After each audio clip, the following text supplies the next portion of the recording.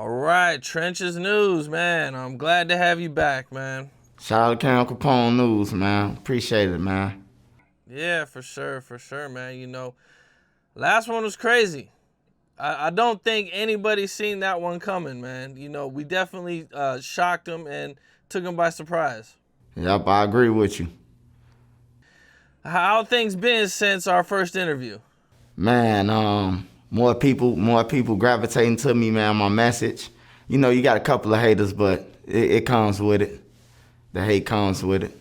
How'd the channel do? Man, the channel doing good. Subscribers up, man. Views up. Man, appreciate it.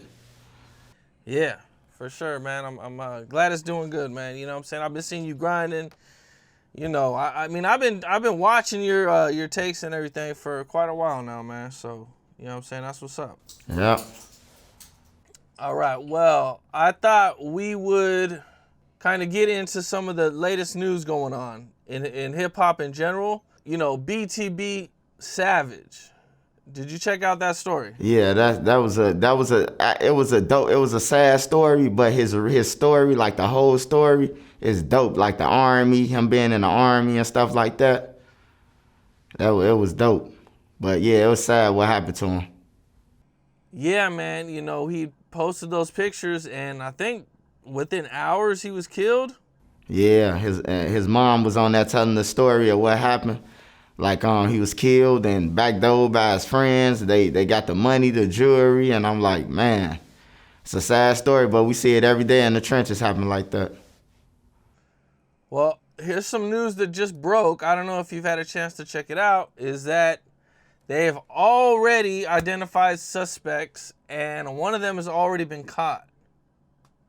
Yeah, I heard about it. I heard that one of them was caught and one was on the run. That was supposed to be close to him.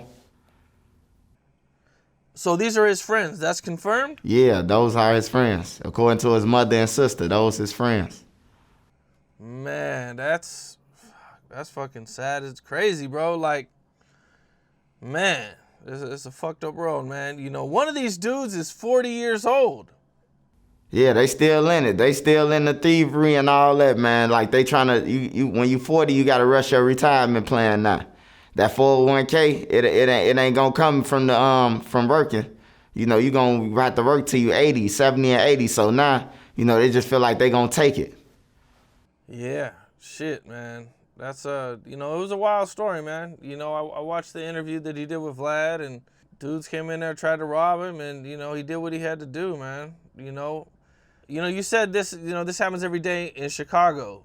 About the culture in Chicago and, and relating to that, can you kind of go into a little bit more detail? Like when I say like it happens every day, like, to get into detail, like you see, like when stuff come out, it don't even be no ops who kill people. It be they friends, the father, the brother, somebody in the family. Like it's no more ops no more. Like, you got to worry about literally the people who in your passenger seat and be sitting behind you now. Sheesh. Has it always been like that in Chicago, or is that just something new culturally? Yeah, it's been happening, but, like, it's the new thing. Like, yeah, it's like F my cousin, all type of stuff, man. I'm sure you be hearing the songs, man, that be out and, that's how a person really feel. Where do you think that came from? Man, I can't even say where that came from, but like, it's a bad look, bro. Like, you'll kill your brother, your cousin, you know what I'm talking about, and then who gonna take care of you in jail once you caught? Like, it's a lot of stuff that come with that, snaking your friends and homies. Yeah, man, it's that's pretty wild, man. You know what I'm saying, to take out somebody that you're really close with or somebody you grew up with, and it seems like, I don't know why they killed him. You know what I'm saying? Is this, I think everybody assumes that, he was killed over the robbery gone wrong. I think his friends didn't want the heat that was coming behind it. They was probably getting threatened and everything. And, they probably just made a mistake and tried to get the money out of it. And it backfired on them. Well, I'll be watching, man. For it, we'll definitely get the news about that, man. For sure. It's gonna come out for sure, man. All right, well, we kind of touched on this a little bit, but I kind of wanted to dig into it a little bit more deeper. You know, you had mentioned in our last interview that you lived in O Block and you also lived in STL. You know, living in both places and kind of knowing people from each side, how did you maneuver through that? And you know what I'm saying, did you ever like catch any like backlash from dudes, or you know what I'm saying, dudes wanted to do something to you because you actually were like hanging out or knew their ops?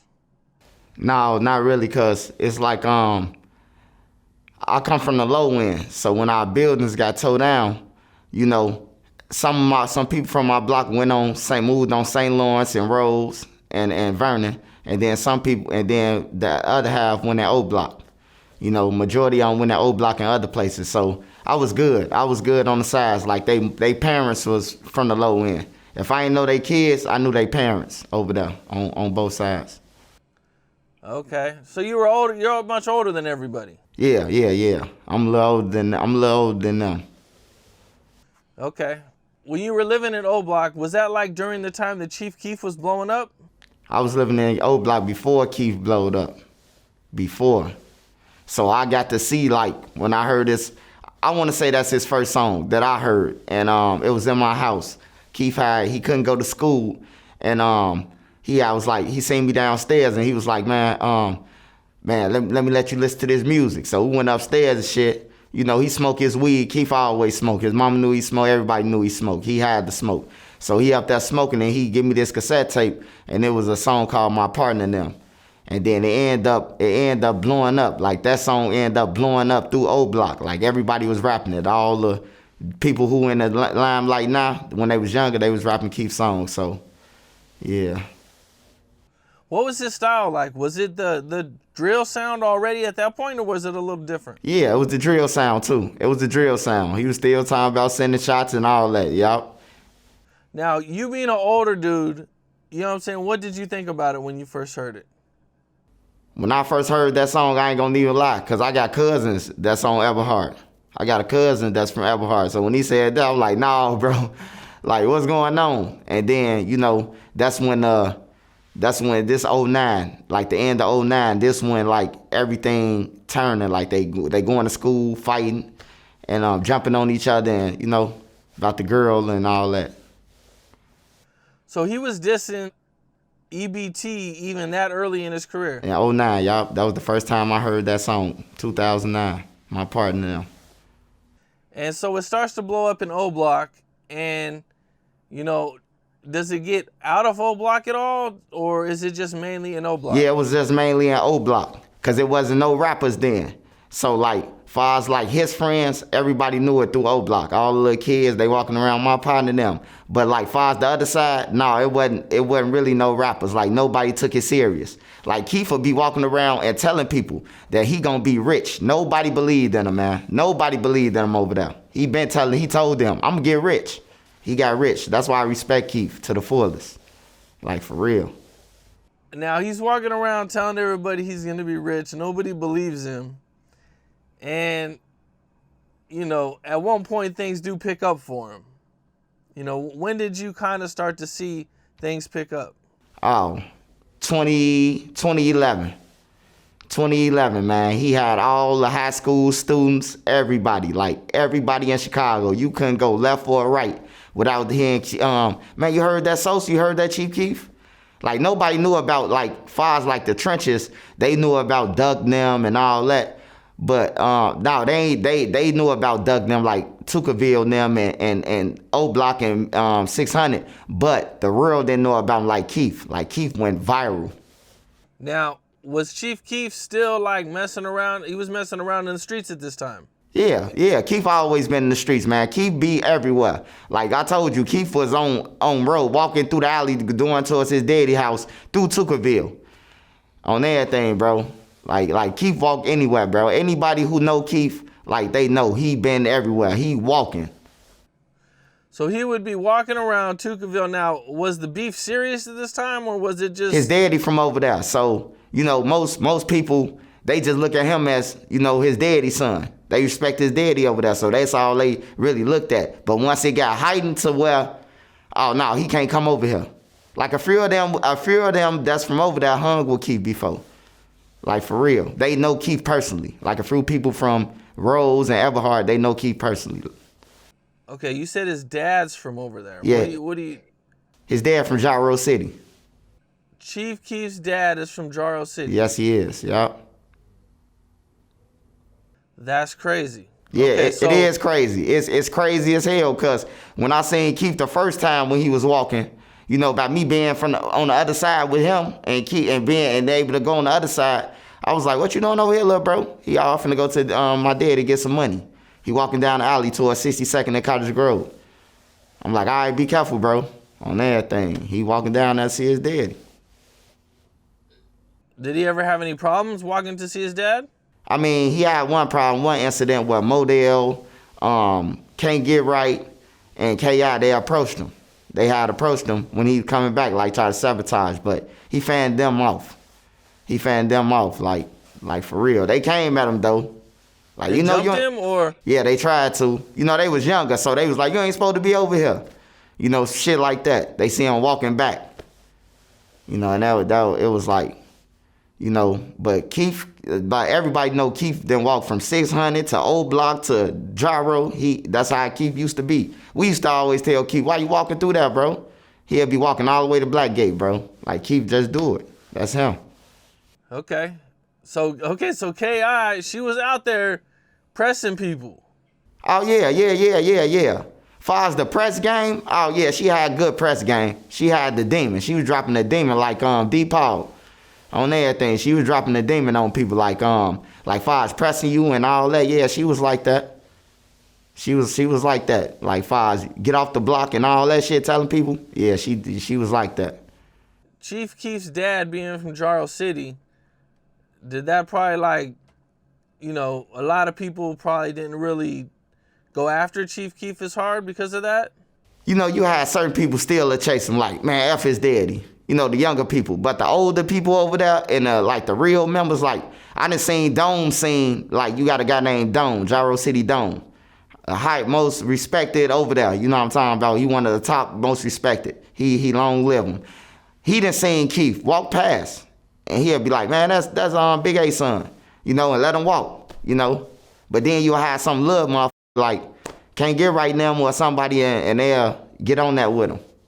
You know, you got any stories you could share from Chief Keef over there in O Block? Man, Keef, I done seen a lot of stories with them, man. They used to play these choke games, man. But the most dope story is though, Cam, out of all the stories that I could tell you about Keef, like it always been him, Von, and T. Roy. T. Roy before it was him and Von, T. Roy and Chief Keef. Like it always been them three. Whatever happened, it always been them three. But the dopest thing about it is nobody supported him. Nobody, like, nobody helped him, bro. Like, he deserved everything he got, man. Nobody's helped him. Like, they probably went to concerts and pushed him, but did you get in the concert for free? You know what I'm talking about? You ain't pay to get in there and, like, you ain't support him that way, but you came. But, yeah, he deserved everything, man. At what point did you notice the things had changed? When did people actually start believing in him? When they started believing in him, I'ma say Lil Reese always believed in him. I can say that. Lil Reese, he always believed in him. That was Reese friend. You hear me? Like, whatever, if nobody wanted to touch Keef or anything, man, they ain't gonna do it because Reese. So, like, Reese, I give shout out to Lil Reese, bro. Like, Reese always been there. Like, he always been there with Keef. And he always supported them. But they started supporting him, I say, really, in like the end of 2011, like at his peak, 2012, the beginning. They was supporting him. They was like, he was blowing up. And then a robbery came when they had ran his house and tried to take a jewelry and chain and all that. Diapers supposed to be came up missing. I don't know the inventory cam, but they said a couple items was missing. Yeah, I've heard the stories, man. That happened in 2012? Yeah, that was the end of 2012, like something like, yeah, going into that. Yeah. So he got rich fast, right? Yeah, Because he that got rich happened at his fast. Keef got mansion. rich fast. He got rich fast, man. And he ain't never been back to Chicago since then. I mean, he could come back, but why come back? All these people dying out here, like all your friends gone, who you did look up to or respect. Like, ain't no need to come back to Chicago, bro. You can see this shit on YouTube. Very true.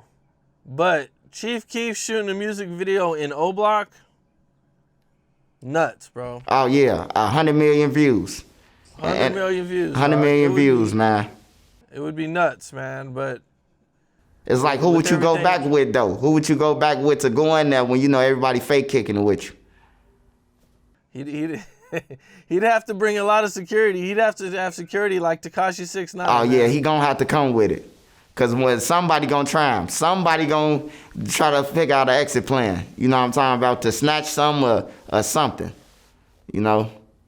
Yeah, man. Yeah, man. It would be dope to see, but it's like one of those things, like you want to see it, but you don't want to see it. You know what I mean? Like, hell yeah. You know, like it'd be good to see him go back to do it. You know what I'm saying? Like an O Block reunion, but at the same time, it's like you don't want to see him. You know what I mean? Yeah, I love to see E-Dog and Money Duke around him, like the people he still know, and bring him there, bro. Let him walk around his old crib, like, you know, let him see it, bro. Like, he a GOAT, bro. Like, nobody wouldn't have known about none of them if it wasn't for Keef, bro.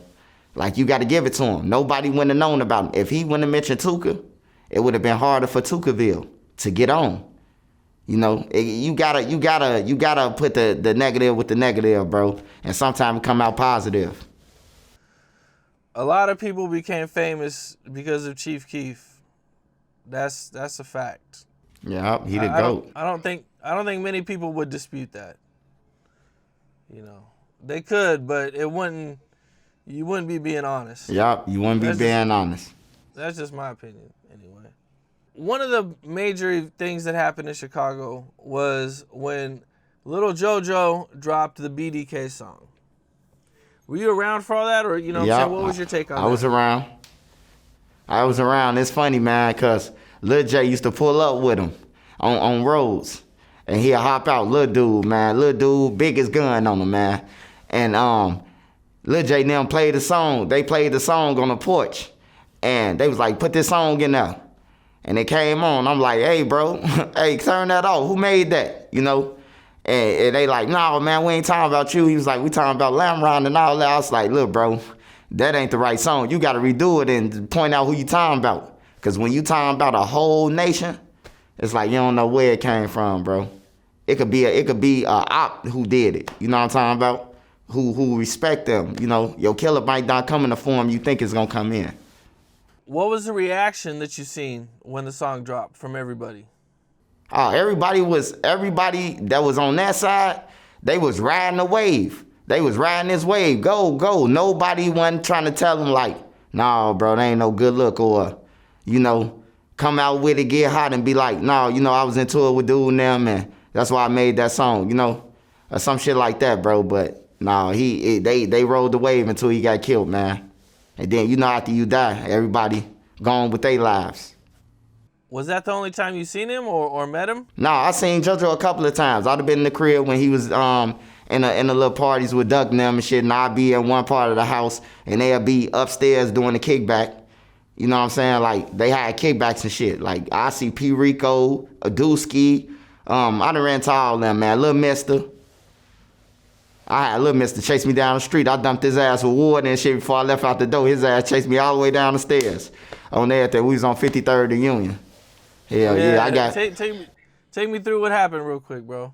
We was in the crib and we used to play these games, no lacking. You know, they was always talking about no lacking, no lacking. So I used to tell them, I'm gonna see if you lacking. You say you the king of no lacking. You know what I'm saying? So, you know, I fall asleep one day, Durk get me bad, man. He talking about mayonnaise, baby powder, all that shit all over my face. I had dreads. So when the first thing you do when you get up and you around something, you ain't sleeping, laying on your back, you just sitting up on the couch or something laid back, your first reaction is grab your... And I wiped it all down my face. And it been war with them ever since then, man. I seen Lil Mist off lean, though. He was off some lean, and he was tired to the and he would sleep peacefully. And I was just putting honey on him and shit. And then when he finally woke up and put it in there, I dressed it with the water. Flared down the stairs. He get to chasing me. I'm gonna get your ass on everything, but you know, it's all love, man. Rest in peace to little mister, bro. Like, them guys respected me. They never disrespected me when I see him on 75th. Cause he was always out there on 75th. Like, he always showed me love. Like, what's up, Swipe? Put my shit on the radio. Like, shit like that. For sure, man. Rest in peace, man. So Little JoJo drops the BDK song, and he gets killed after that. And, you know, what were your thoughts and everything when you heard about him getting killed? When he got killed, I said, man, it's finna be a war.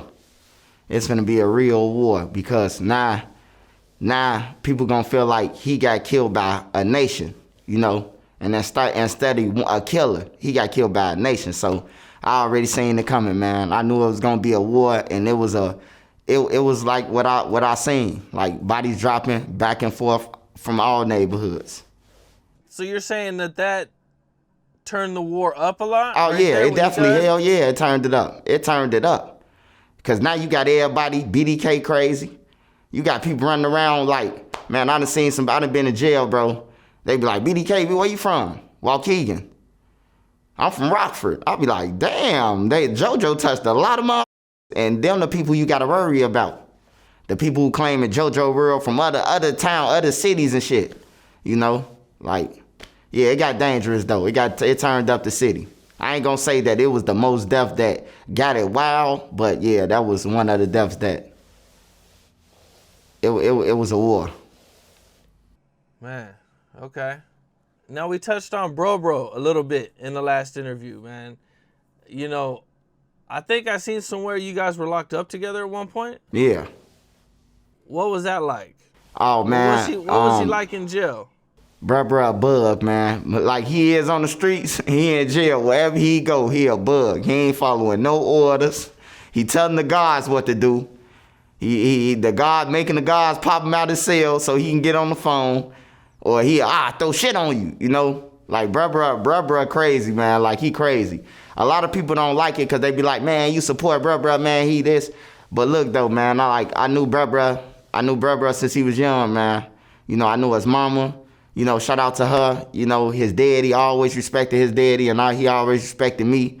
You know, so I don't fake kick it with people, bro. It's like, whatever they had going on, bro, you just got to learn from it. If you been through something with him and it happened, you got to learn from that. You know what I'm saying? Like, you got to learn from it. And did you guys have any incidents or anything happen in jail? Oh, yeah, I had an incident with Kobe Mack. I don't know if you know Kobe Mack. Be with Duck and Brick now. He got killed with Brick. Duck's cousin, right? He got killed with Brick? Yeah. And we in a bullpen. We in a bullpen. I come back from court. And they at 4 years at 85%. They ain't trying to go down for me or none of that. But I'm trying to cop out this the first week. But this what they came at me the first week. They told me, like, you sure you want to cop out? We offering 485. So I'm like, man, I'm finna get up out of here. The county dangerous. This motherfucker dangerous. Motherfucker getting beat. They knocking people out, spinning their buttholes, and all type of weird shit. So I got to get up out of here. So me and bruh talking in a bullpen. Bruh, he give me like a couple of his pictures with OD them on there, with E-Dog them. Because I tell him I'm finna go to the joint. So he like, take some of these pictures. So I'm going through his pictures. They pop the door, and Kobe Mack come in there. So somewhere I turn around and Kobe Mack see me. He say, on Tuka, billionaire and Duck. You know what I'm talking about? Like he's saying on Tuka. And the whole bullpen was Black Disciples and Blackstones. So I'm like, soon when he said on Tuka, the whole room, their eyes was on him now. And then my mind is racing. I'm racing like how I'ma help him. Like, he don't even know Tuka. I don't even know Tuka, man. I seen Tuka a couple times in the hood, man, but I don't know him. So I know he don't know him. So for him to come in there and say that shit, they was about to whoop him. But bruh had saved him, man. I told bruh, like, that's my cousin. Can you save him, bro? Bruh was like, that ain't your damn cousin, man. But bruh walked over there between the crowd. On key to this my family. And they left him alone. They ain't whooped Kobe or none of that. I wasn't gonna help him, though. I couldn't help Kobe. It was 80 motherfuckers in there. I wasn't gonna help him, bro. He said it. You know, he gotta live with it. That's how I feel, man. I'm real. I'm being real with you. How long has Bruh been in jail? Bruh been in jail since 2011. 2011. 2011. Man, well, he's already been in, so he's been over 10 years. Yup. Damn, man. He was in the county. He was in Cook County Jail for damn near 8 years. Yup, he was in Cook County Jail for like 8 years. What, you know what he's locked up for? Can you talk about that? Man, he locked up. He locked up for It says in the paperwork. It says he's a murder, a homicide, a robbery, and then all the jailhouse cases he caught. Like barricading himself in. You see on the internet, him throwing urine on the guards and shit. Them charges. I know people who racked up so many charges in jail that they beat their case, but they got 20 years in prison because they caught all them charges. Sex offender charges, jagging off with the guards. You a sex offender now. I know people got 3 to life for doing that shit, jagging off in front of the guards. Damn. Does he have a release date? 2033, something like that. Yeah, 2033. 10 more years. 10 more years, man. I talked to him on the phone, though. He called my wife's phone, and we talked, and he sounded like he in a better space. He growing up. You could tell, he growing up and shit. Yeah, damn. Well, shit, man. Hopefully everything works out for him. For sure. I kind of seen you speak on Fredo Santana a little bit. Yeah, Fredo. Did you know him? Yeah, or did you just I knew Fredo. Yeah, but I knew him. I'd have been in the cars with him, been under the old block with him in the buildings. He'd have been in my house. I'd have been on Dipset. They call it Front Street now, but it was Dipset.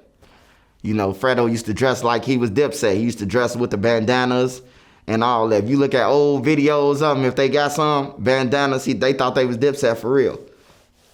Okay, and how'd you meet him, or how'd you know him? I met Fredo when I came on 63rd. When I came on 63rd, the first 2 people who I met was Poo Poo, Lil Poo Dilla, and I met Fredo. Yeah, I met both of them. Wait, you met Fredo Santana on 63rd? 63rd, yup, King Drive. So there was no beef going on at the time? No, it was just all BDs up there. You was BD, you was connected, to all the blocks. It ain't like it is now, man. It's watered down, it's full. You know, all the gang members on the internet, so it's over with. But back then, it was everybody knew who was. Through all the blocks. Everybody, if you was a real member, you know people from every block. Somebody knows somebody from every block. And do you have anything you could share or anything you experienced or went through with him? Shit, the famous moment, man, when we came up on the weed when the guy threw the shit out the car. It was me, Fredo, and Reese. We was right there. I had inboxed Reese. I was like, Reese, you remember this shit? Reese was like, yeah, man. He remembered it, you know. That was a big moment. Yeah, I done been to the malls and everywhere with Fredo. We riding around with rest in peace Durk. That's the one Keef always talk about. Everybody in the neighborhood looked up to him. He was getting plenty money, and he always came back and gave back to the trenches, everything on him when he come back. Parties, whatever, it's on Durk. So, you know, yeah, I used to ride around the cars with Fredo, man, smoke with him, go on Dipset, chill with him. It wasn't too much going on back then. It wasn't no real ops how it is now. It wasn't like that. Okay. I also seen you were locked up with T-Roy at one point. T-Roy, y'all, that was my celly. Big Shreel was my celly. Rondo brother was my celly for 5 hours. We got there in the middle of the night, at 2 in the morning. The next day we woke up. They was moving me. They was taking him to Stateville. And then I came in the cell with Bobo from THF.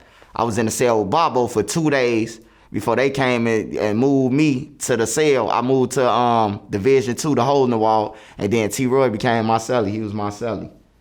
Hell yeah. Rest in peace of little T-Roy. Do you have anything you could share with him or anything, from being on O Block? Oh man, T-Roy got the biggest heart, bro. That's why everybody love him. He got the biggest heart, bro. He funny. He keep it real, bro. And then he little, he got the heart of a lion, man. He was little, but you would think he was 7 foot tall, man, on everything. He was the sweetest person, man. Like, a lot of people don't know them to know that, like, before all this bullshit, bro, like, they was kids. Like, Sherrod could sing. Sherrod could draw. Like, people don't know about none of that, bro. Like, a lot of them got talent, like baseball players. They supposed to be stars and shit like that, but, you know, unfortunately, they got sucked to the streets. I seen you talking about bro choking people. Can you kind of talk about that a little bit? Oh, yeah, they had this choking game, man, where they put you on the wall and hold your throat like this for like 10 seconds. And then when they let you go, you done blacked out. And they let you fall and drop. Like, they was doing females like that, anything. They, bro, just running up on anybody. Hey, come here, I got $5 for you. Let me see something. And the female get on the wall and bro just be like, 10 seconds. If you still up, you get 10. And, you know, put them to sleep, bro. I done seen him put a lot of people to sleep. Big people, little people, small people. Like, he one of them people that don't discriminate, bro. He putting a big and a little to sleep. So wait, people would just let him do this, though? Yeah, if you don't let him, he gonna do it regardless. If you don't let him, he gonna wrestle you until he get you by a wall. On everything, bro, crazy like that. That's my boy, though, man. That's my boy. He ain't never play with me, bro. He always respected me. I always respected him, bro. So I just go out like that. But yeah, he crazy. Damn. Okay. Did you ever see Little Durk in O Block? Did Little Durk ever visit O Block? Lil Durk, I've never seen Lil Durk in O Block, man. I seen him like a couple times. I ain't gonna talk about that though when I seen him, but I did see him a few times. And his brother though, I was in a situation with his brother. It was 2007, D-Thing, rest in peace. Like, he a cool dude, real dude. We was at this Dunbar reunion. I went with one of my little homies to this Dunbar reunion. You know, my little brother, I ain't gonna say little homie because he a big guy. He a big dog. But I went with him to this reunion at Dunbar reunion. I usually don't go to parties like that no more. Since people been getting killed, I wasn't going nowhere. But I decided to go and I had my gun on me. So we out there chilling, and I'm not knowing that this D-Thing Durk brother at the time or none of that. I'm just hearing they saying, this D-Thing's good, this swipe, like my homie introducing us. It was like 90 guns out there, bro. Everybody got to shooting at one time. It was like a big-ass shootout. I pulled out my gun. D-Thing was like, bro, I'm glad, bro, you right here, bro. He was like, you stay ready. I backed us out by the railroad tracks until my homie them came. I told him, stand right here with me until they finish shooting. And then after that, D-Thing just always respected me, bro. Every time I did see him, he'd be like, man, that's the little nigga, man, pulled out the gun, man, when they had the shootout. Because we was down there dead. We would have been dead, bro, if they would have started shooting our way. Because everybody was, like, we was in this field on 58th Peoria, and everybody was just shooting at one time. That shit was scary, but rest in peace to D-Thing. Definitely. Rest in peace, man, for sure. You know, I think I've seen you touch on this a little bit, man, but, you know, there was, like, something going on with FBG Duck and O Block Trey 5? Yeah. Can you kind of talk about that a little bit? Yeah, they was going with the same girl.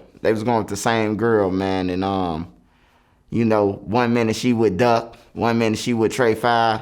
Like, you know, fuel and shit, man. Like, you know, I was trying to convince Duck. Like, I don't know who had her first, but I was just trying to convince Duck to, like, just leave her alone, man. You know, just leave her alone. Because some people come for their girls. Some people willing to go to that extreme for their girls. And Trey 5, one of them people. You know, how did they kind of find out about each other? Or, you know, how did all that happen? Oh, Trey 5 knew Duck already. Trey 5 lived on St. Lawrence. And he was walking the O Block from St. Lawrence. Y'all, Trey 5 lived on St. Lawrence. He knew Duck them before the war. Anybody who know a real member or anything, they can vouch for this. Trey 5 stayed on St. Lawrence, man. Him and his brothers, his mom and them, and his stepdaddy now. Duck and Trey 5, they know each other. They're being with the same girl. And at some point, things kind of, you know, get tense between them a little bit. They start having issues. Yeah, they beef was more surrounding the girl. You know, like she over there with Duck kicking it. Duck don't want it. Duck got another girl at the house or something. And he bring the other girl in and, you know, kick her to the curb. Now she back with 5 and then she selling secrets. She telling probably secrets on Duck now. You know, I just always stayed away from that shit. Like, I try tell them like, man, it ain't a good look, bro. But you know, they still mess with the girls. They play with fire, bro, these days. Like the young generation, they play with real fire.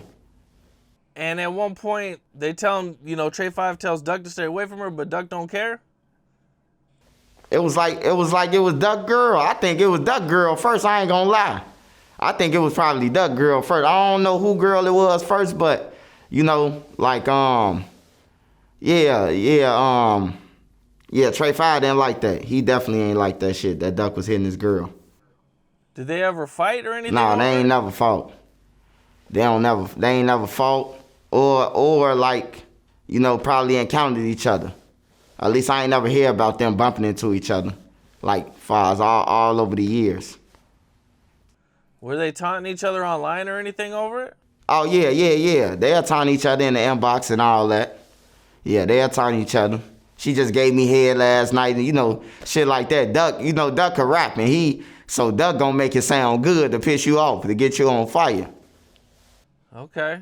And did Duck and that girl ever have like a situation where something happened to Duck or something? Yeah, she stabbed Duck.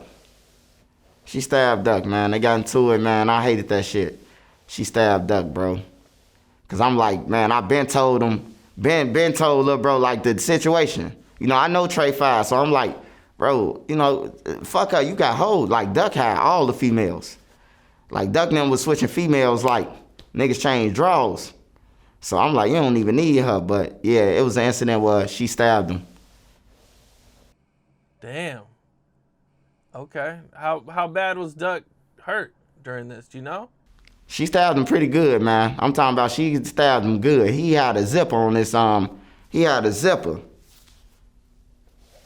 A real zipper, a real fat zipper. Like she stabbed him good. Like he could have died potentially. Damn. Was there a line or something in Duck's music that he had about it? Oh yeah, yeah, I got stabbed by a young bitch. Her name is Corey. Y'all know me. I like to play with them tropical. Kobe just brought him a 40. It's the hip hopper song. That's it. Yeah. Well, last time we talked about K.I. a little bit, and you know it's kind of known that she started being in the streets more when Taekwon died. You know, did you know Taekwon? Yeah. I knew Taekwon for a little bit. Like when I did meet him, I met him, and then you know, he was just a kid running around full of life, man. You know, he ain't do nothing that we ain't do as kids, bro. Throw rocks and you know what I'm talking about? Like he ain't do nothing. Like all as far as people talking about Taekwon was a killer and he got killed for some drugs that he stole. No, man, he was innocent. He got killed by a motherfucker who was trying to hit somebody else. And Taekwon walked into the bullet, bro. He never seen it coming because it was dark and he wasn't expecting nobody to be shooting, you know. But yeah, Taekwon, he was full of life, man. Always saying something funny and always spoke whatever was on his mind. And were you around like when that happened, or? Yeah, I was around when it happened. Me, Brick, and another one of my homies, and it was like a party that day. It was a party for the crib that I'd be in all the time. You know what I'm saying? And it was one of the people in the house birthday parties. And she was doing Taekwon hair actually that morning. She was doing his hair. Like she had put little patches in their hair, like these little blonde patches that everybody was going around, like they changing their dreads, colors and shit like that. So she put this patch in his hair, and as she was putting the patch in his hair, he was saying like, I'm gonna die from hanging around y'all. Like he was telling Duck them that. Duck, Brick, them, they gonna kill me for hanging around y'all. He was dead at nighttime. He was dead. So he's spoken into existence. And the killer is from there. His killer in jail from there. So he's spoken into existence. Oh, they caught the guy. Someone got arrested for it. Oh yeah, they caught all the people involved. All the people involved was in jail, and you know, you got Lil Wayne, he out right now, but yeah, you got the other guy got like 55 years. And how'd you hear about him getting shot? Who, Taekwon? Yeah. I was right there when he walked past us. He walked right past us, then dropped. He literally walked right past us. Okay, I thought you were talking about earlier in the day. Nah, early in the day, we was inside the house. when he said this shit. But at nighttime, you know, on Rose, we used to all congregate up Rose. Like, my people got a crib at one end of the block, and then my homie Boss Creed and them crib. That's the crib that we was in. Like, the party and everything. When I say 6215 Rose, that's what I'm talking about. They crib. Like, they crib legendary, man. G Daysky and them, shout out to them. They crib legendary, bro. You know, and we was out there after the party, and a person just got jumped on. You know, Butter knocked the motherfucker out. Bow. Butter knocked a dude from 800 out. He got up in duck face, and he was like, I'm 300 in a party. And I'm like, this motherfucker must be crazy. I don't know where he at. He's singing Chief Keef in duck face. He getting duck face like, little nigga, I'm 300. Bang. And man, I'm talking about Butter just, and dude crushed him on everything, bro. And then after that, everybody ran outside chasing another motherfucker. And in the midst of all that shit, the killers found opportunity to try to snake. And when they snaked, they hit Taekwon. Okay. You didn't hear no gunshots? It was like that, one shot. Damn. It wasn't no pow, no boom, none of that. It was a Man, okay. Now, after this happened, you know, that's kind of when they say things changed for K.I.? Oh, yeah, after that happened, K.I. was pissed. She was pissed, man. I don't even think K.I. probably went in the house after that. You know what I'm saying? Like, she was hurt. She was hurt like a motherfucker. Everybody was out there. Taekwon mama pulled up. She pulled up and hit the corner fast, and when she pulled over, it was her son, bro, on the ground, bro. Like, that shit was hurtful. That was this shit, a hurtful feeling, just hearing her scream. Like, it was hurtful, bro. That shit was hurtful as hell, bro. To see him on the ground. We all thinking he playing, bro. He plays so much that we think he playing when he dropped. But it was he was real. Damn. Okay, so this happens. You know, things kind of change for K.I., man. Did you ever talk to K.I. or? Yeah, I done talked to K.I. a lot of times, man. Like, I done talked to her. I done talked to her, been around her and everything. You know, that was young, them friends. Like I said, I could be in a crib with them, not necessarily hanging. Like, if I'm with FBG Young Daddy, Manny, and them young friends, and they come to the crib, I'm around them, but I'm not hanging with them. You see what I'm saying? Like, look, like all them have been to Manny crib, and they done been around hanging with young them. But by me being in the house, I gotta interact with them. You know, I interact with them. I be in their hood, so they know me. Swipe, what up? Ooh, what's up, big bro? Let me hit the dope. They want to smoke. You know what I'm talking about? I'd rather them be in the house smoking than outside killing. You know what I'm saying? So, you know, but you can't lose for winning with people. They be like, oh, man, you was hanging around. Nah, I wasn't hanging around them, bro. That's how it is in the trenches. It's different groups, but everybody around each other. You know, she started getting in more trouble, from what I understand, when Taekwon passed away, man. Did you ever try to talk to her or, you know what I'm saying, like try to tell her to chill out or anything? Oh, yeah, I told her. I told her a lot of times, man, but I'm going to keep it funky with you, man. She always told me, if I don't do it, they going to think we weak. That's what she told me. That's what she told me, man. She told me that after Lil B died. After Lil B died in March, she told me that shit in April. Before she died, she told me that shit. If I don't do it, then they going to think our hood weak on everything, bro. You know, because everybody was dying, and, you know, it was like Lil B died, and it was like everybody was just moving around, bro. And they was hugging the block. So she felt like she had to protect the block, like carry the neighborhood on her back. Damn, okay. You know, I've seen a rumor where there was like a picture of Little J, Butta, and K.I. posted on Twitter about, you know what I'm saying, about... Oh, yeah, the Rim twin shit. That's the picture that really set it off, bro. Like, you basically claiming a body. You getting on the internet saying that these two individuals did. That shit was foul. I told Lil J about that shit, bro. I was mad at the motherfucker at Lil J. But Butta and K.I., they probably thought it was cool, though. You know, that, yeah. They probably thought it was cool. I don't know how they thought, but I know they should have got on Lil J ass. Don't be mad at me for my story. Be mad at Lil J, because he the motherfucker who put the spotlight on all the bullshit, bro. I know exactly what picture you talking about. Little B was a really known person over there, man. You know, it seemed like you know, he was well respected, well known, man. You know, we kind of talked about him a little bit in the last interview. Where do you think like all that came from with Lil B? You know, what do you think like made him more like that than maybe, you know, the average person? Two things it could be. It could be that you feel like everybody else scared to do it. You doing shit that ain't everybody else scared. Or some shit happen and don't nobody retaliate, so you go and do it. It could be that, or it could be like from, you know, people then try to like, you know, use you. They try to use you, pick with you and all that, and you become that name. You know what I'm talking about? Well, now a person can't pick with you. A person scared of you now. You know, it could be either way. But yeah, either way it go, either way we said, man, he was like that. Like he was quiet. How well did you know Lil B? I knew Lil B well, man. I knew Lil B well.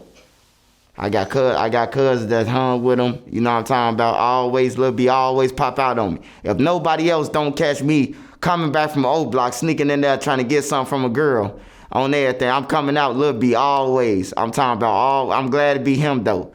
6 in the morning, 7 in the morning, I'm coming back across King Drive, getting up out of there. You know, so I won't have to have a shootout up in there. So I'm getting up out of old block and going across. Lil B a pop out the cut, whistling or something. Be like, what's up, bro? Man, what you doing out here, man? What you doing out here, bro? Man, you know, that's the type of person he was, bro. What do you think was like one of the wildest things you've seen around Lil B? Besides the thing we talked about last time. Wildest thing I seen around Lil B, man. Man, he got a lot of stories, bro, but like he was quiet. Like he was quiet, bro, under the radar, bro. Like that's how he moved. Like only way you would know Lil B did something, bro, if somebody talked about it and told you. Like you would be like, he ain't like that on everything, but like that's how quiet he was. He ain't the loud rah-rah. He ain't that. Last time we did the interview, you kind of spoke about being a robber a lot. You know what I'm saying? You know, you got your name Swiper. You know, I think I seen you mention in another interview where you stole a couple bricks from some guys and they were looking for you. Oh yeah, I ain't stealing from him. I had actually I bumped into it. It was about like coincidence, man. It was a guy. He was parking his car. And I was riding down the street, and actually I was about to go in the house. I was like, man, if I don't see nobody, man, next 5 minutes, man, I'm gone in the crib, man. And I rolled past, man, and this guy was getting out with a diaper bag and a jewels bag in his hand. And I just pulled the car over, hopped out, stick up. And he went, hey, look, he gave me the jewels bag and everything else, but he wouldn't give up this diaper bag. So I was wondering, like, why? Like up the diaper bag, bro. Woo. He was like, man. So when he finally gave it up and I told him to run, and I looked in, I'm like, damn. I put it on the scale and it was, over 2,000 some grams of raw. Man, okay. Well, and what'd you do with it? Did you just got rid of it real quick? Man, I wasn't no hustler, Cam. So a motherfucker come for me from out of town and be like, give him an 8-ball. I probably gave him an ounce. You hear me? For 8-ball money, bro. Like for real, man. I was just giving that shit away, man. Damn. Was that your biggest come up? Yeah, that was my biggest come up. Like I didn't hit for 75, 50, 75,000, 50,000. But yeah, that was my biggest come up because now that I know what I know, like the worth of that shit, and it was raw, oh man, I'm supposed to be rich right now, man. Yeah, that's a lot, man. What would you think was like your worst situation from you know, stealing something from somebody? You know what I'm saying? Because I know motherfuckers gonna be mad at you. Oh man, hey, you ain't lying, bro. So we in a car. I'm in a car one day, and I'm in a car with my homie sister, and we on Halsted, man. And a nigga who I took 50,000 from, bro, he get the dumping at the car. Hey, look, I tell my homie sister, fly in the police station. Let me out. I'll run right up in that motherfucker. On everything, I run right up in the police station. He got the on everything. Soon we turned in there, he got the on, but I hopped out and ran just in case, because I know people will hop out and finish the job no matter where you at. So that was the scariest shit though, man. 6th District. We was right there by 6th District, 79th and Halsted. on everything. He got the fan and us in traffic. Do-do-do, we ting, ting, ting. You know, I told her to bail in the police station. Hell yeah. What'd you say when you went in the police station? Oh, they was like, anything wrong, sir? I say, man, mistaken identity, man. Somebody talking about their wife or something, shooting, and like some shit like that. But the cars already, like some people was already running out the back side of the garage and shit. Like they done heard the shooting and shit. But hell yeah, that was the scariest moment, bro. Motherfucker had turned to the police station and you know how people say the cops and all that shit. Hey, you be under that pressure, you be like, where they at? For real, where they at? Shit. Man, now this happens, do you start to think about like, man, maybe I shouldn't be stealing anymore? Maybe I shouldn't be robbing dudes? Hell yeah. I did. I thought about it a lot and, you know, I had a couple more licks. I just started like hitting licks. I know people ain't gonna come back. These niggas, they got a lot of money, they ain't coming back. So I started hitting them and then I just eventually went to jail and came out like I ain't robbing nobody else. So you stopped after jail? Jail kind of... Oh, yeah. Once I went to jail for them 4 years, Cam, I ain't did nothing, man. I ain't did nothing, bro. Like, nothing. Did you run into any ops when you were in jail? See, what they call ops, bro, like, you know, I'm in the middle age. Like, it's like you got the OGs, then you got, like, my big brother them age, who in their 40s, you know. I'm finna be 37 in May, you know, so I'm right there in the middle. So I'm in the middle of we was forced to go to school and get our education, and that's a good thing by the gang members. Go to school. The people who up under us ain't got no education, so I'm in the middle. I'm in a perfect spot, you know. Okay, so you didn't have no ops when you were in jail? No ops. What do you think was like one of the most wildest things you seen when you were in jail? The wildest thing I seen, man, shout out to my homie them Sane Gang, man. The BDs, they came at me one time. But they came at me from a guy named Stunner Ray. They came at me about him. You know what I'm talking about? Because he was sending down orders to like Division 6 and shit where we was. And we like, man, he a homosexual. We ain't honoring that shit, you know. But they like, he a real gang member. He from Lamron or he from wherever he's from. So they had called me in the washroom. Don't nobody know they paperwork who talking to me. And they questioned me about Duck. You hang around Duck, man. You out there with them, with Duck and them, and all that shit. So after that, my homie them Sane Gang came on the deck like 2 days later after all that shit. When they came on the deck and I told my homie them, I was in boot camp with them, been in the Audi home with these guys, they from out west. They extorted the whole deck for 8 months. The whole deck got extorted. And then, once the deck got extorted, this funny as hell, Cam. This is gonna be funny, this story. The whole dog got extorted. So one of the foes, the vice lords who they was extorting, he had got tired of getting extorted. He got his girl putting $300 a piece on their book every week and taking all his food. And he was a heavy from out west, so he like that. He got one of the guards, told the guards that they extorting people on the deck. They moved them off the deck. You know, I'm the work on the deck. I work both shifts and shit. So soon when they take my homie them off the deck, man, people beating on the door like, do. Swiper, we on your ass. You been collecting food for these niggas? I'm talking about, man, I got up off that deck, man. I called, hey, look, auntie, hey, can you call my auntie? They're like, man, we ain't calling your auntie, man. She said she ain't coming back to the division for the day. My auntie came over there. What's the problem? I'm like, TT, hey, look, I got a whole bunch of motherfuckers who gonna get me when they come out these cells. You gonna move to a division? Hey, she moved me, though, on everything. That's the first time that I ever got up off a deck. Because the whole deck was on it. Like, I've been collecting food. Like, we've been extorting people, and then they slide out the food. By me being a worker, I'm collecting all the shit. So they was like, they finna get me. The whole deck, even the neutrons, everybody, the gang members and the neutrons. Swipe, you better pack your shit. Oh, don't worry, my auntie, I got it. You know, I got up out of there. Damn, so you was, yeah, okay. You was helping them, man, and then they got mad at you, man. Damn, okay. And what happens when you move spots? When I moved, I went to Division 11. I went over there with Brick. I was right across the hall with Brick. Okay, so yeah, that's right. You were locked up with Brick too, man. Yeah. You know, what was that like? Man, I was glad to see Brick, bro. I was glad to see him. Like we was going to church. We weren't on the same deck, so we was going to church to see each other. Like we was going to church and whatever programs they had, we was signing up just to go. Okay. Did you ever see any you know what I'm saying, wild fights or anything? Oh yeah, Brick done beat a couple people up in jail, man. Brick done whooped a couple of ass, man. On everything. Like nobody mess with Brick, bro. Like it wasn't no odds for him in jail, bro. Like ain't nobody approached him. People be lying talking about some. Brick got into one fight with a foe. The foe snaked him. It was a vice lord who snaked him in a recreation yard thing. And he snaked Brick and hit Brick, but Brick him up though. Like Brick beat him. You know, Brick one of them strong, you know, you could just see he's solid. Just by looking at him in a picture, like he's solid. Like Bruce Lee. Brick beat his ass. Then he got into it with TYMB. You know, I talked to TYMB about that. He said it ain't happen like that. So I'm just gonna leave it at that, man. You know, he said it ain't happen like I said it happened, man. So, you know, we both got different visions of two different stories of what happened.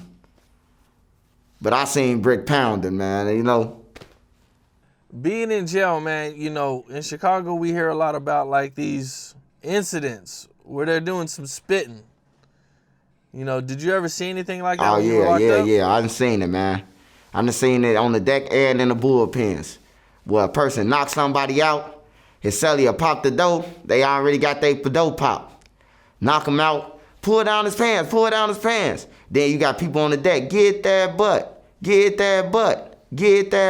Like, and they putting down the pants. As they saying get that butt, it's like Braveheart, the movie, like they're inciting a riot. Like, and they just put it down. Like, I'm talking about, I done seen this shit, I'm like, they bogus, bro, that's a, you know, but that's a charge, though. You get caught doing with that, that's a. Right, it's not done as much anymore, right? Nah, it ain't done as much, but back then, like 13, 14, 15, it was happening every day. What would you think when you would see something like that? When I seen it, I'm like, damn, bro, the niggas ain't never who gang members doing this shit. Like, this some shit my daddy'll be like, you know, people in prison in Menard and Stateville, like, if they want you, they'll knock you out and, you know, you or something like that. That's the shit that I was thinking, like, damn, these boys in the county probably got a misdemeanor, fighting a misdemeanor case, knocking people out and doing this shit. Like, I ain't understand it. What would happen to the person after something like that would happen? Would they, like, get off? You know what I'm saying? Like, would they be going after somebody? Would they, you know what I'm saying, get kicked out of there? You know, like, what's, like, the outcome of something like that? Man, the Cook County Jail, bro, like, the guard, if a person press charges, the guard will find out. The person got to press charges on you. But if they don't press charges, bro, you'll be around there getting made fun of. Man, dude, them knock you out and spin in your butthole. You hear me? Like, they'll be really bragging and telling people that. Like, that's dude who got knocked out. You know, I'm like, man, it's just wild. Like, the guards don't care in Cook County, bro. Like, they got to really see it, or a lieutenant or something right there who care to approach the situation. Other than that, somebody got to tell that they did it. Damn. We talked about Little J a little bit earlier, you know. What was your experiences with Little J? Yeah, when I first met Lil J, I know Lil J from the low end. Like his family, a lot of his family is from my project building. And, you know, Lil J was a football player, like a sports player and stuff like that, before he was rapping and stuff. And Lil J blew up. He deserved it. But he just making mistakes. You know, he just making a lot of mistakes, bro, that you don't make when you got potential to get a bag. Like, he just making the wrong mistakes, man. That's all. I never expected to hear the shit about jail with the and all that. I never expected to hear about that, man, because, like, I done been in a crib where Lil J done called 15 girls over, just him. He going in the room with 5 of them and tell the rest, hey, y'all can have the rest of them. These 5 going in there with me. Like, I done seen it, so I'm like, nah, I can't believe that with Lil J. But, you know, most of the people in jail, bro, it's either I'm gonna say you did it or you really did it, bro. But that shouldn't be on your name. Like, nobody shouldn't be playing with your name. Like, I done been to jail 100 times. Ain't nobody can't say that I none of that. You know, I don't even play like that. The culture is what you're saying is the culture in Chicago wouldn't allow you to make up something like that. Yeah, Even but if it's your ops. it wouldn't let you allow it, bro. Like it ain't allowed, bro. Like your name shouldn't be in no shit like that. Like you shouldn't even be over there. Like if I went over there somewhere where it was like 5 on the day, I'm gone, bro. Like y'all gotta put me something else. I refuse, bro. I ain't going over there with them. Cause by going over there with them, people gonna say whatever they wanna say. He over there doing this with them, even though if you wasn't. Okay. And Little J starts to make a lot of noise rapping. Lil J made a lot of noise. Now, what was that come up like seeing it? Man, the funny thing about Lil J come up is similar to Keef's. Lil J come up similar to Keef's. Nobody believed in him. It was worse than Keef though, cause I done heard. Shout out to Joe Jackson, man. I remember, man, we was sitting on there, and me and Joe Jackson, we like, all right, we finna take Durk music to the radio. We finna take Young and Dutchy music to the radio and get their music played. This one they had The Movement. They had what else Dutchy and them had? They had Damn, Well Damn, and him and Duck had another song on the radio. They had another song that Young and Duck. So we all sitting there, and Lil J like, what about my music? Man, he told us, what about it? He said, what about it? He said, man, everybody can't rap, man. Like some people gotta be, somebody gotta hold the gun, somebody gotta do this. He was trying to, you know what I'm talking about? Like he basically, what he telling me is, like, your shit trash, man. Your rap's trash, man. Try getting on security or something. Man, Lil J took off. The next month, Lil J was over all them, bro. I'm telling you, I seen Lil J go to the top. Damn. And so he takes off, and now what happens? Is he getting on the radio more? No, Lil J did it without radio though. Well, Also Arrogant was on the radio. Also Arrogant was on the radio. They played that a lot, but other than that, Lil J had no radio promo. Like he did all this shit off his fans and off him. He'll have more money if he ain't finesse a lot of people though. Like he'll finesse a lot of people. Like people was in my inbox, Duck inbox, everybody inbox. Lil J sent me a box with no clothes in it. I'm like, damn. And when everything, they started piling up with the requests that he ain't taking care of business, man. Bad dealer, man. What do you mean by selling clothes? Like he'll hide this like little site saying that he had Clout Lord clothes. And he'll hide a picture of the hoodies, the jogging pants, and all that shit. But it was just a picture, man. So when you sent him the money, you wasn't getting shit back, you know? Like, for real, he was a slime ball, though, man. He was a slimer, but, you know, to come out of jail, Cam, and, you know, get number 2 and number 3 on the YouTube trending, like, ain't nobody did that, bro. Ain't nobody did that in Chicago but Lil Durk them. But they signed. Lil J ain't signed. Little J had crazy momentum when he got out of jail, man. I mean, he just took off. I don't think anybody's seen that coming. Yeah, ain't nobody see that coming. But I knew it was gonna come from him because it was like he was in Duck way, Duck was in his way. That's how it looked and seemed to like the fans. Like he was in like. Duck was the one who he was stopping Duck from getting up, and Duck was you know what I'm talking about. So when Lil J came out and Duck gone, I was like, all the fans finna flock to Duck, fans finna flock to him, everybody fans finna flock to Lil J, JoJo's, everybody, cause Lil J the top face now. Everybody else dead. I heard he's getting out of jail soon. You know anything about that? Yeah, he's getting out of jail in May. Y'all be coming home in a couple of weeks. Hopefully he stay out, man, learn his lesson, man. Because when you get money like that, charging people $20,000 for a feature, bro, ain't too many people could do that. Like, you got to take advantage of that shit. Yeah. So he was gone about a year, right? So a little less than a year? He would have been locked up for? Yep, a little less than a year. You know, aside from the music, what was Little J like out there when you would meet him or see him in the streets? Slime ball. Jumping gates, man. That's what they call it over there in that hood. Jumping gates, man. Everybody was jumping gates. Lil J jumped gates. Everybody was jumping gates, bro. Like, they only talk about the swiper. Oh, swiper jumped the gate. Man, everybody jumped gates. Like, that was they shit. Like, you set your pack down, Lil J gonna take it. You know what I'm saying? Like, everybody did it, man, as kids when they was younger and shit. You know? But yeah, he was a slime ball until, you know, he made it on the what's the name. But he was just average kid, bro, doing what they doing. Marching down, fighting people. You know, he got shot on his leg on King Drive. That was the first time he got shot. Then he'd end up getting shot on roads during a block party. It was like a block party. And he got shot, I think, like 9, 10 times. Then went on 95th and got shot more times. Me and Joe Jackson go to the hospital. And Lil J done named himself Radoon Raheem. We looking for him in the hospital, telling them his real government name and everything. They like, nah, it's nobody right here that name. So a fan who was the janitor, he like, man, y'all looking for Lil J? We like, yeah, bro, what? No, his name Radoon Raheem the third. I'm like, man, Lil J crazy than a motherfucker, man. But yeah.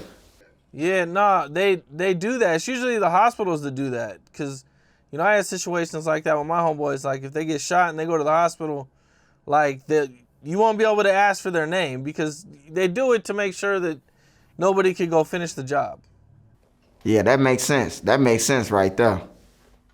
Were you ever around when he got shot, or you just went to the hospital that one time? Yeah, I went to the hospital when he got shot on the 95th. But when he got shot on King Drive, I remember that. But I wasn't on the block when he got shot the 10 times. I wasn't over there. 10 times? Yeah, Lil J done been through a lot of shit, man. I'm talking about Lil J done been through a lot, man, and still alive. You got to look at it. You got to thank God for that and just stop the gang banging shit. Like, it's over with for gang banging, bro. Like, it's over with, man. Just get your money, bro. At this point in life, like, everybody dead. Get your money. I know Butter's been shot quite a few times. Yeah. You know, were you ever around any other times when Butter got shot, or just the one time? Yeah, that's the time that I was around. But I remember Butter got shot in a butt or something like that. When they was laying on the field, they was laying in like the middle of the field. Butter got shot one time, or a skint. Or some shit like that. He got skint through a shot in between like Eberhard and Rose. I remember that, but I wasn't out there. I was just like going by, and they like Butter and them got hit. Butter and them just got shot, some shit like that. There was a situation you talked about at a house where it got shot up, and I thought Butter was there, or maybe Butter wasn't there, but it was when, you know what I'm saying, when they say J-Man saved Butter's life. Were you there for that? Butter saved J-Man's life. No, J-Man saved Butter's life. Nah, yeah. I think you talking about the Fredo on the cut. It's a scary sight. That's when J-Man had used it on himself. That's when he had bowel movements, man. You know what I'm talking about? Were you there for that? Oh yeah, I was there. I was inside the house. Man, while the shooting was going on. I was inside the house, but they end up letting somebody go. Somebody who just came out of our crib, and he BD. So they let him go. And when they let him go, he called us like, "Hey, bro, Fredo and them out here, bro. Ooh, y'all be cool." You know, but by the time that is, they done popped out on their ass and, you know, and got their ass, man. From your point of view, you know what I'm saying?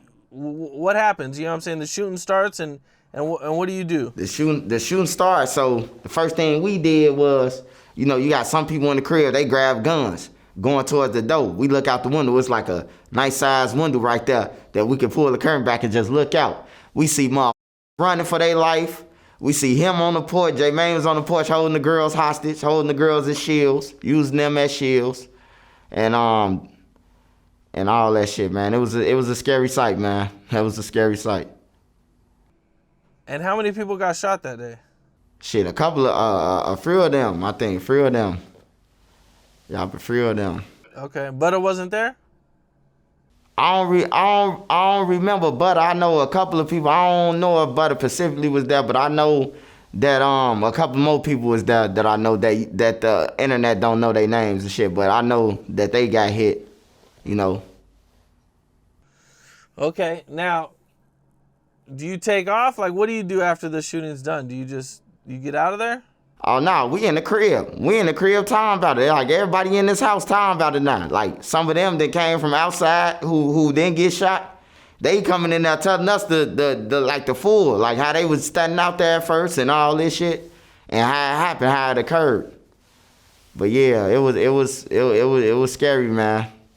Jermaine was shook up. He was shook up like a mother, man. You said he used a woman as a shield. Yeah, he was holding them. They wasn't even pointing towards him. They was chasing people down the block, and he was in the gate. He was like a sore thumb. I take it those chicks were mad. Oh yeah, they was pissed off. We ain't never coming back over here. He used us as shields.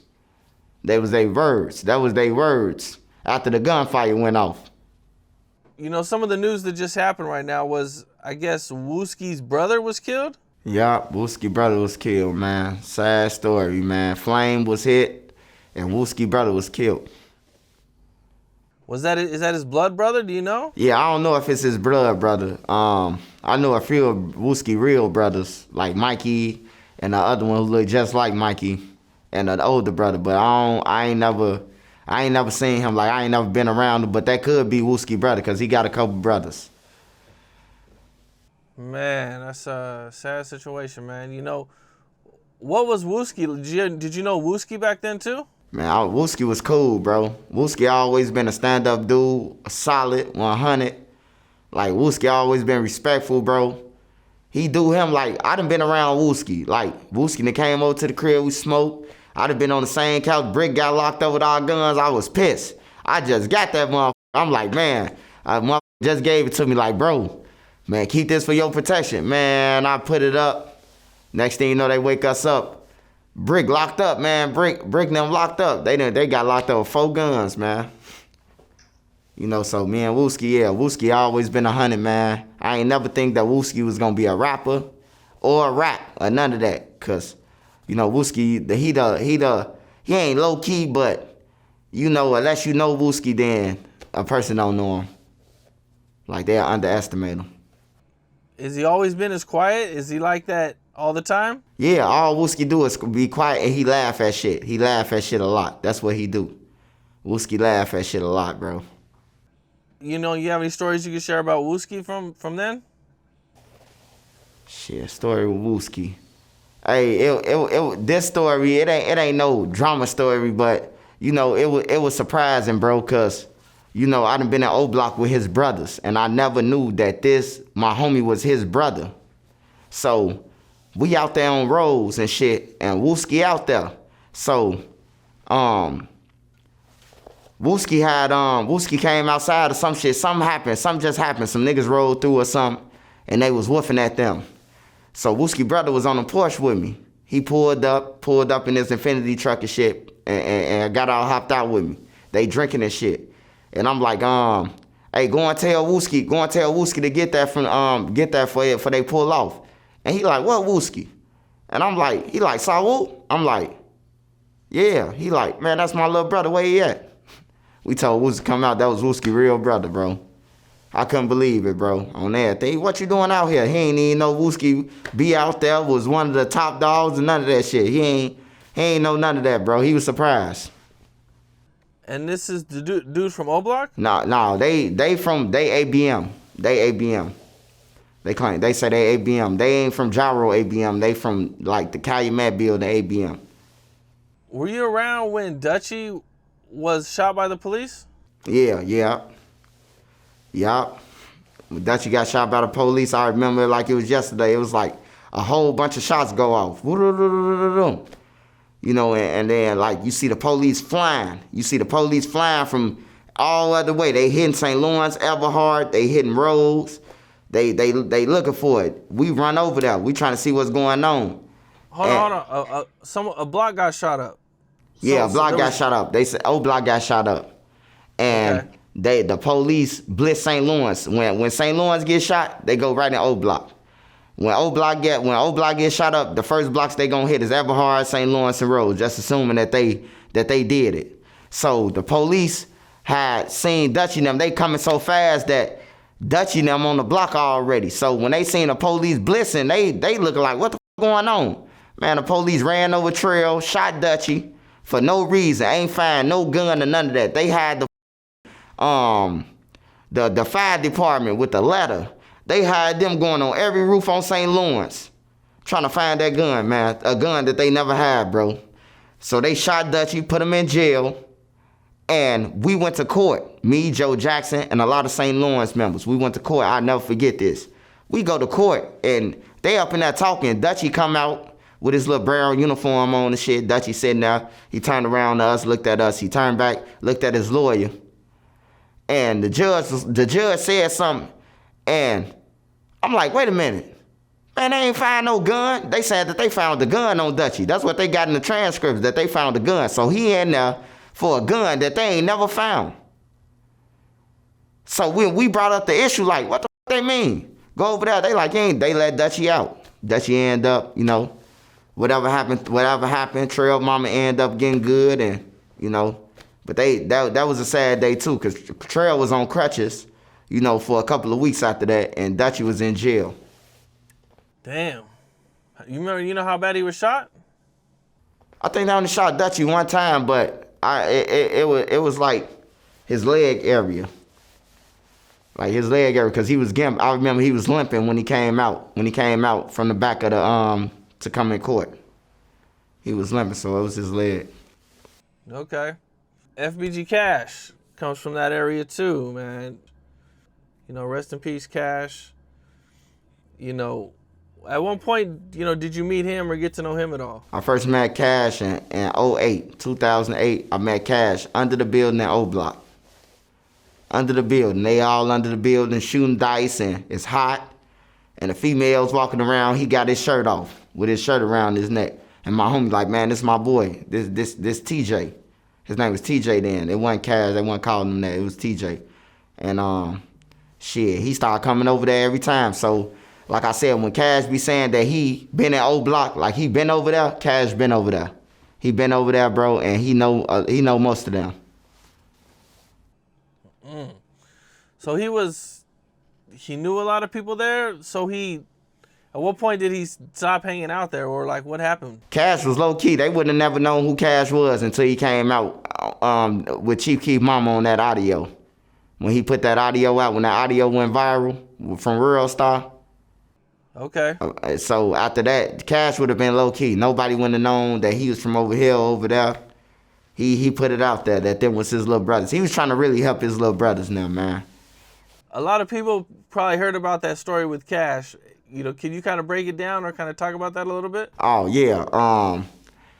So when I met Cash in O Block, and we under the building shooting dice, O Block, like a lot of people say, like we talk bad about O Block, or we report about O Block, all the bad shit. But back then it was good. It wasn't no war. Like Tuckerville and what's the name them, they wasn't really into it. You probably had 1 or 2 guys that's into it. Older niggas who drink, but you ain't had no young people into it. So like we'll be out there at parties, like they'll be having limos and O Block. Cash would be right there. Like he'll be right there. It wasn't nobody ain't never, like he stopped coming over there, and like the end of 2009, that was like Cash last time coming over there. That last time that I seen him over there and on the other side. But he was on both sides though. He was just being able to go wherever you wanted to. Do you have a favorite memory with Cash? Or something that, your favorite memory that you heard about him or anything? Man, Cash could cook. He could cook, bro. He funny. Cash funny as hell to be around. Man, it's a lot of moments. It's a lot of moments with them guys, man. But Cash always was in jail. But my favorite moment with Cash, man, we was in the studio, and I had came up with it. I'm like, man, ain't nobody doing this, man. I think y'all strike gold. Durk, Billionaire, Dutchy, Cash, and Young. They did the "We Are the Champions, my friend." We speeded up the beat. We got the beat speeded up, and they went in on it, man. It ain't never dropped, but they went in on it. So Cash gets to his verse, and me and Joe Jackson, we up there with the engineer so we can hear everything. So Cash didn't know that the engineer had the room on speaker. So when Cash finished rapping, Cash like, hey, damn, I gotta take that FBG out, man. I can't put that in there. You know, he was signed to somebody else. He signed to another dude at the time, you know. So when he said FBG, that wasn't gonna fly with dude them who he was with. Man, I'm talking about Joe Jackson damn near flipped. He damn near flipped on everything, bro. Like, we scrapped the whole project after that. That was the reason why the project got scrapped, because Cash got on there and was like, he said Clout Boy, and then he was like, he can't say it, got to take it out. Damn. But that would have been a dope song.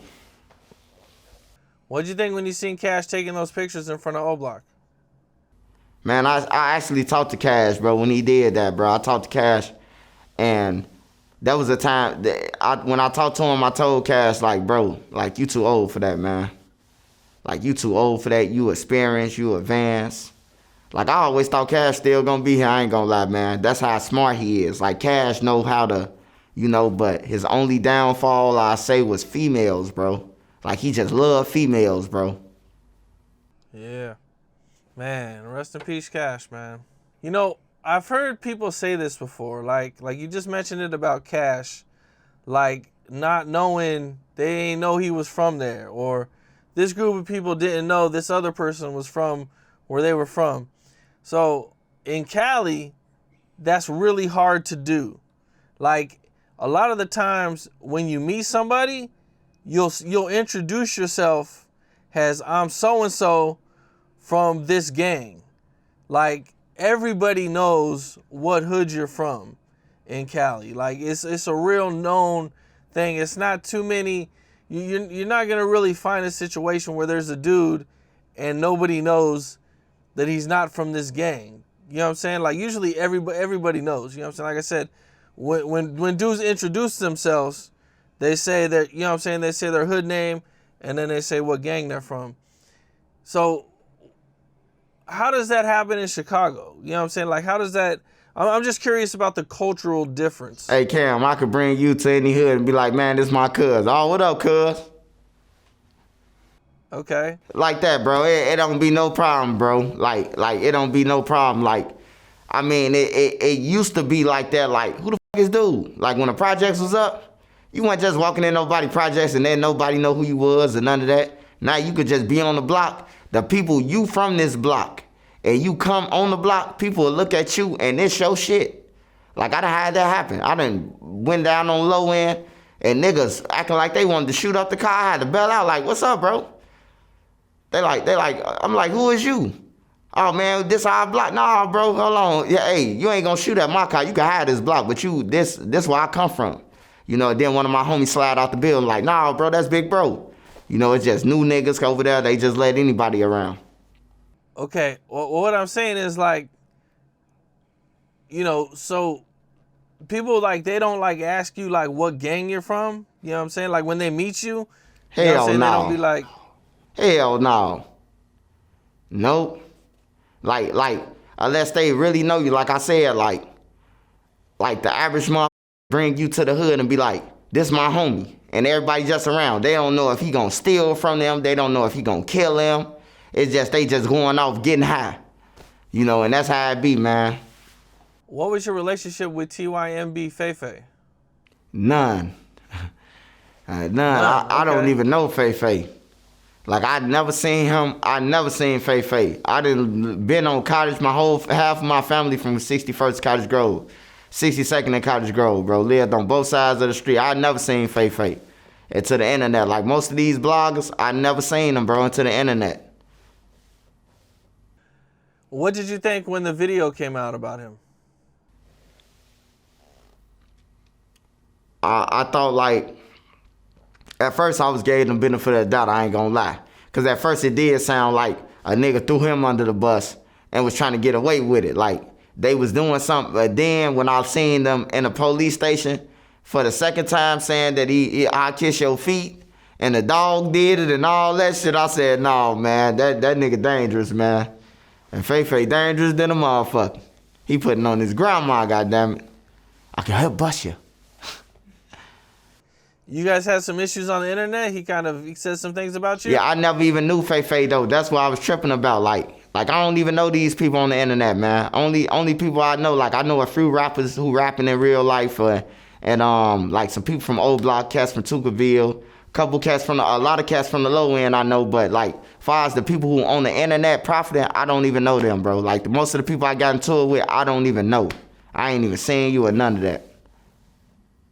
Fefe got locked up not too long ago. He's Yeah. accused of a few robberies, and you know, there's the rumors of him being in jail and like dudes either pressing him or jumping him or something. Is there anything you know about that? Oh yeah. They had it was a fight, but it was one of them. It wasn't no fight. It was just like they pressed him, punched on him a couple of times with one dude, and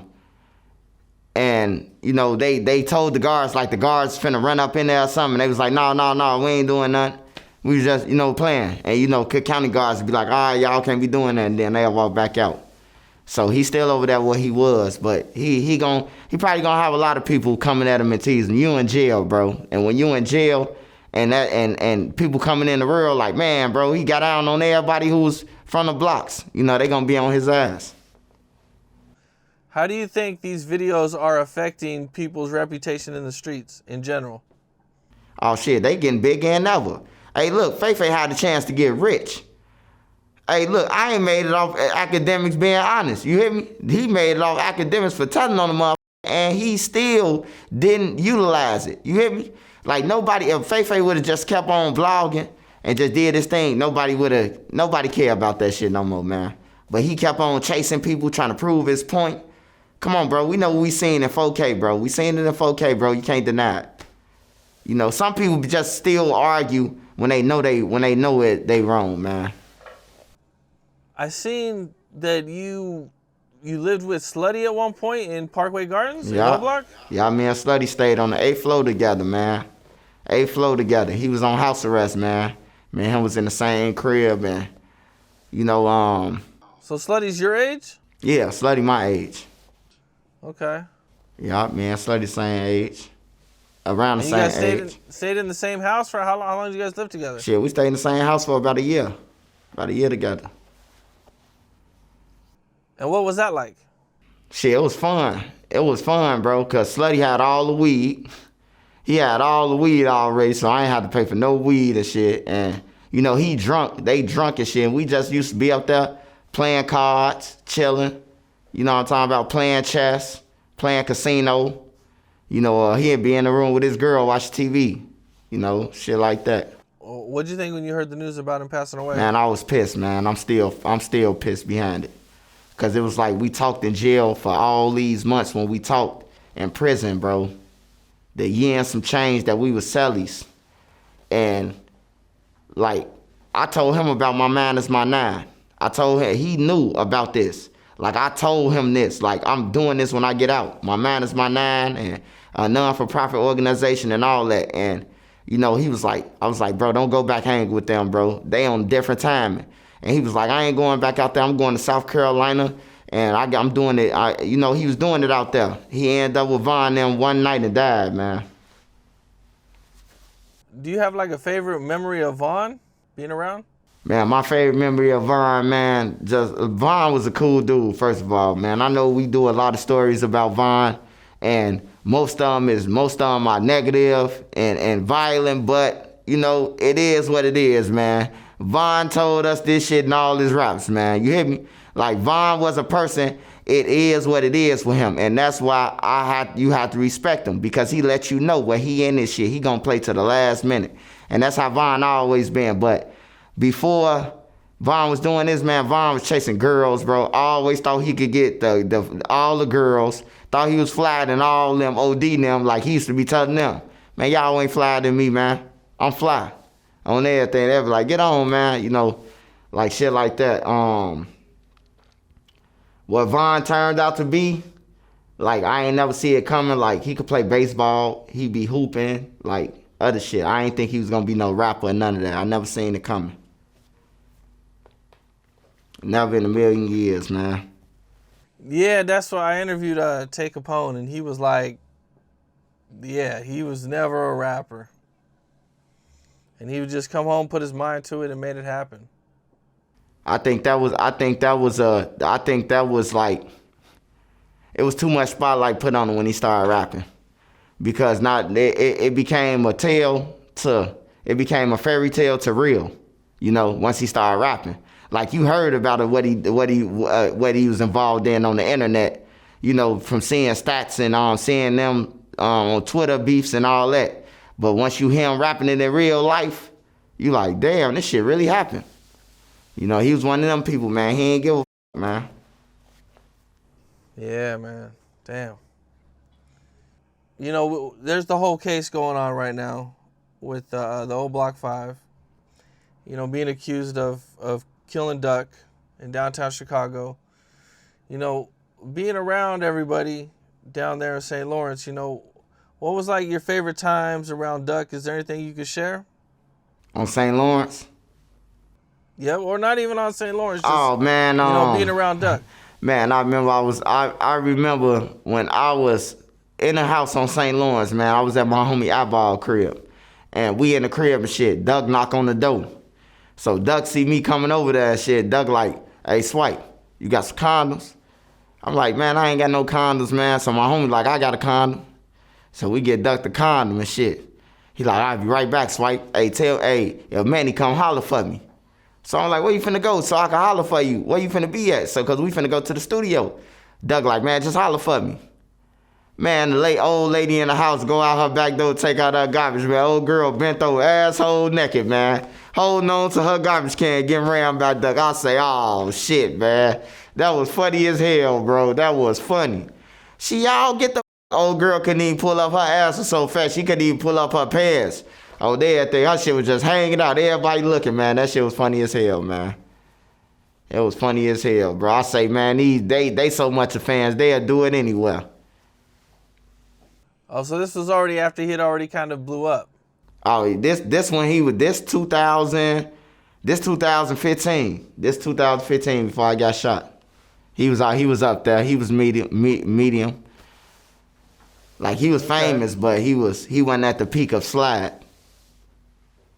Right, this was a few years before Slide. Yeah. Now, what'd you think when Slide came out? When Slide came out, I was locked up, man, but everybody kept on coming in there. Man, Lil Durk, he got it. He got the streets. I'm like, what you mean he got the streets? Man, he going crazy in the streets with this music. My little sister played Slide for me. I say, yeah, Durk got it. This should make it. And then we start seeing his music on tablets and, you know, shit like that in the joint, and his music on like Sway in the morning, they playing it, top 10. And I'm like, damn, Durk made it, bro. Like he made it. I was proud of him. Yeah, they'd been putting in a lot of work musically for a long time, man. And, you know, that Slide, man, just really, boom, took him to another level. Yeah, I took him to another level. I just wish he would have left, man. I ain't gonna lie, man. I just wish he would have left, man. Sometimes it's a good thing to leave, man. When you make your money, and this is a message to all the youth and the youth out there, the gang members, whatever you are, on everything. Get your money, bro. The goal is to get your money and get out the hood, man. Not get your money and post up in the hood until you die, bro. Get your money and run, man. For real. Were a lot of people telling Durk to move? I'm pretty sure the people who was around him, they ain't want him to move because they wasn't going with him. So they encouraged him to stay. I'm pretty sure it's like that, man. Like, who gonna want you to move? And then once you move, you ain't got access to no money, no weed, no lean, no pills, or none of that. You out the equation. So I'm pretty sure a lot of them was telling him to stay. Man, if you leave, man, you ain't gonna be no real nigga. You know, like shit like that, man. And I think, you know, that's why he stayed. Because Durk could have took his mom and them out the hood, bro. If you could make $5,000 a month, bro, you could take your mom and your family out the hood, bro. You could take them to somewhere else and live in a house. If you just saw $5,000, Durk was making like 30, 40. Durk was making shit a week. In a week, Durk probably was making 50, 60,000 out the Slide. Yeah, it'll make you a lot of money.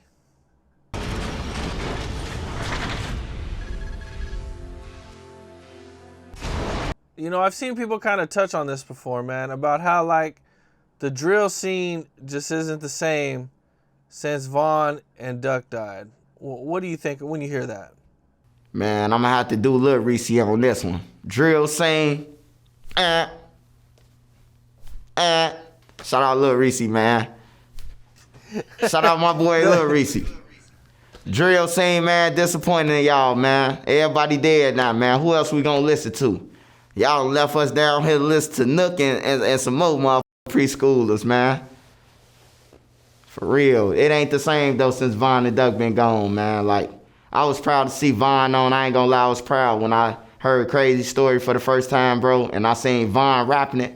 Like, I couldn't believe it, bro. I'm like, damn, bro, like, these boys really, God blessing them. No matter what they did in the street, God still blessed them. You know, but they just didn't take advantage of it, bro. They had to carry a name. They had to carry a name that, you know, don't really mean shit at the end when you gone, man. Do you feel like Drill will recover and get to that same point? No, I think Drill gonna fade out, man. I think somebody gonna come with some Boombayé music, man, and, you know, I think they gonna take it with some other type of style, bro. Cause I can't picture like 20 years from now, people still talking, I'm smoking on a dead person. I'm rolling through the alley. Like, I can't imagine listening to no shit 20 years from now, like nothing like that, man. Young Thug and Gunna get busted. You know, Gunna gets out of jail. Everybody says he's snitching. You know, Bandman Kevo does a song with Gunna before Gunna got arrested. And he says he paid $250,000 for this verse. And now he wants his money back. You know, he went on Say Cheese and he was talking about this, saying that, you know, he wants his money back. He feels like he can't do a song with Gunna now because of the plea deal that he took. You know, like I said, everybody's calling him a snitch at this point. You know, what was your take on that when you seen it? Hey, I ain't gonna lie, man. It's like with Gunna, I'm pretty sure for them to get in that situation, they asked Young Thug, was it his shit? I'm pretty sure Young Thug told them that it wasn't his either. I'm pretty sure Gunna told them that it wasn't his shit. We heard it, right? We all heard it, like he said that wasn't his. But basically they saying that he put it on Young Thug. Like he's saying that it's a gang. Hey, sometimes I'm just thinking like, they already know what they is, right? They already know what they is and what they're a part of it. They've been on the internet for all these years, so I'm pretty sure they watched them claim this, whatever they're assuming. You know, do Gunna have to wait to go down, wait to the trial and all that, and then get extra years or anything? You know, Young Thug get hung for the rest of his life. Why would he have to go through all that? That's how I take it, bro. Like, why go through all that? Like, they really don't want Gunna. That's what I get out of the whole situation. Like, he a peon.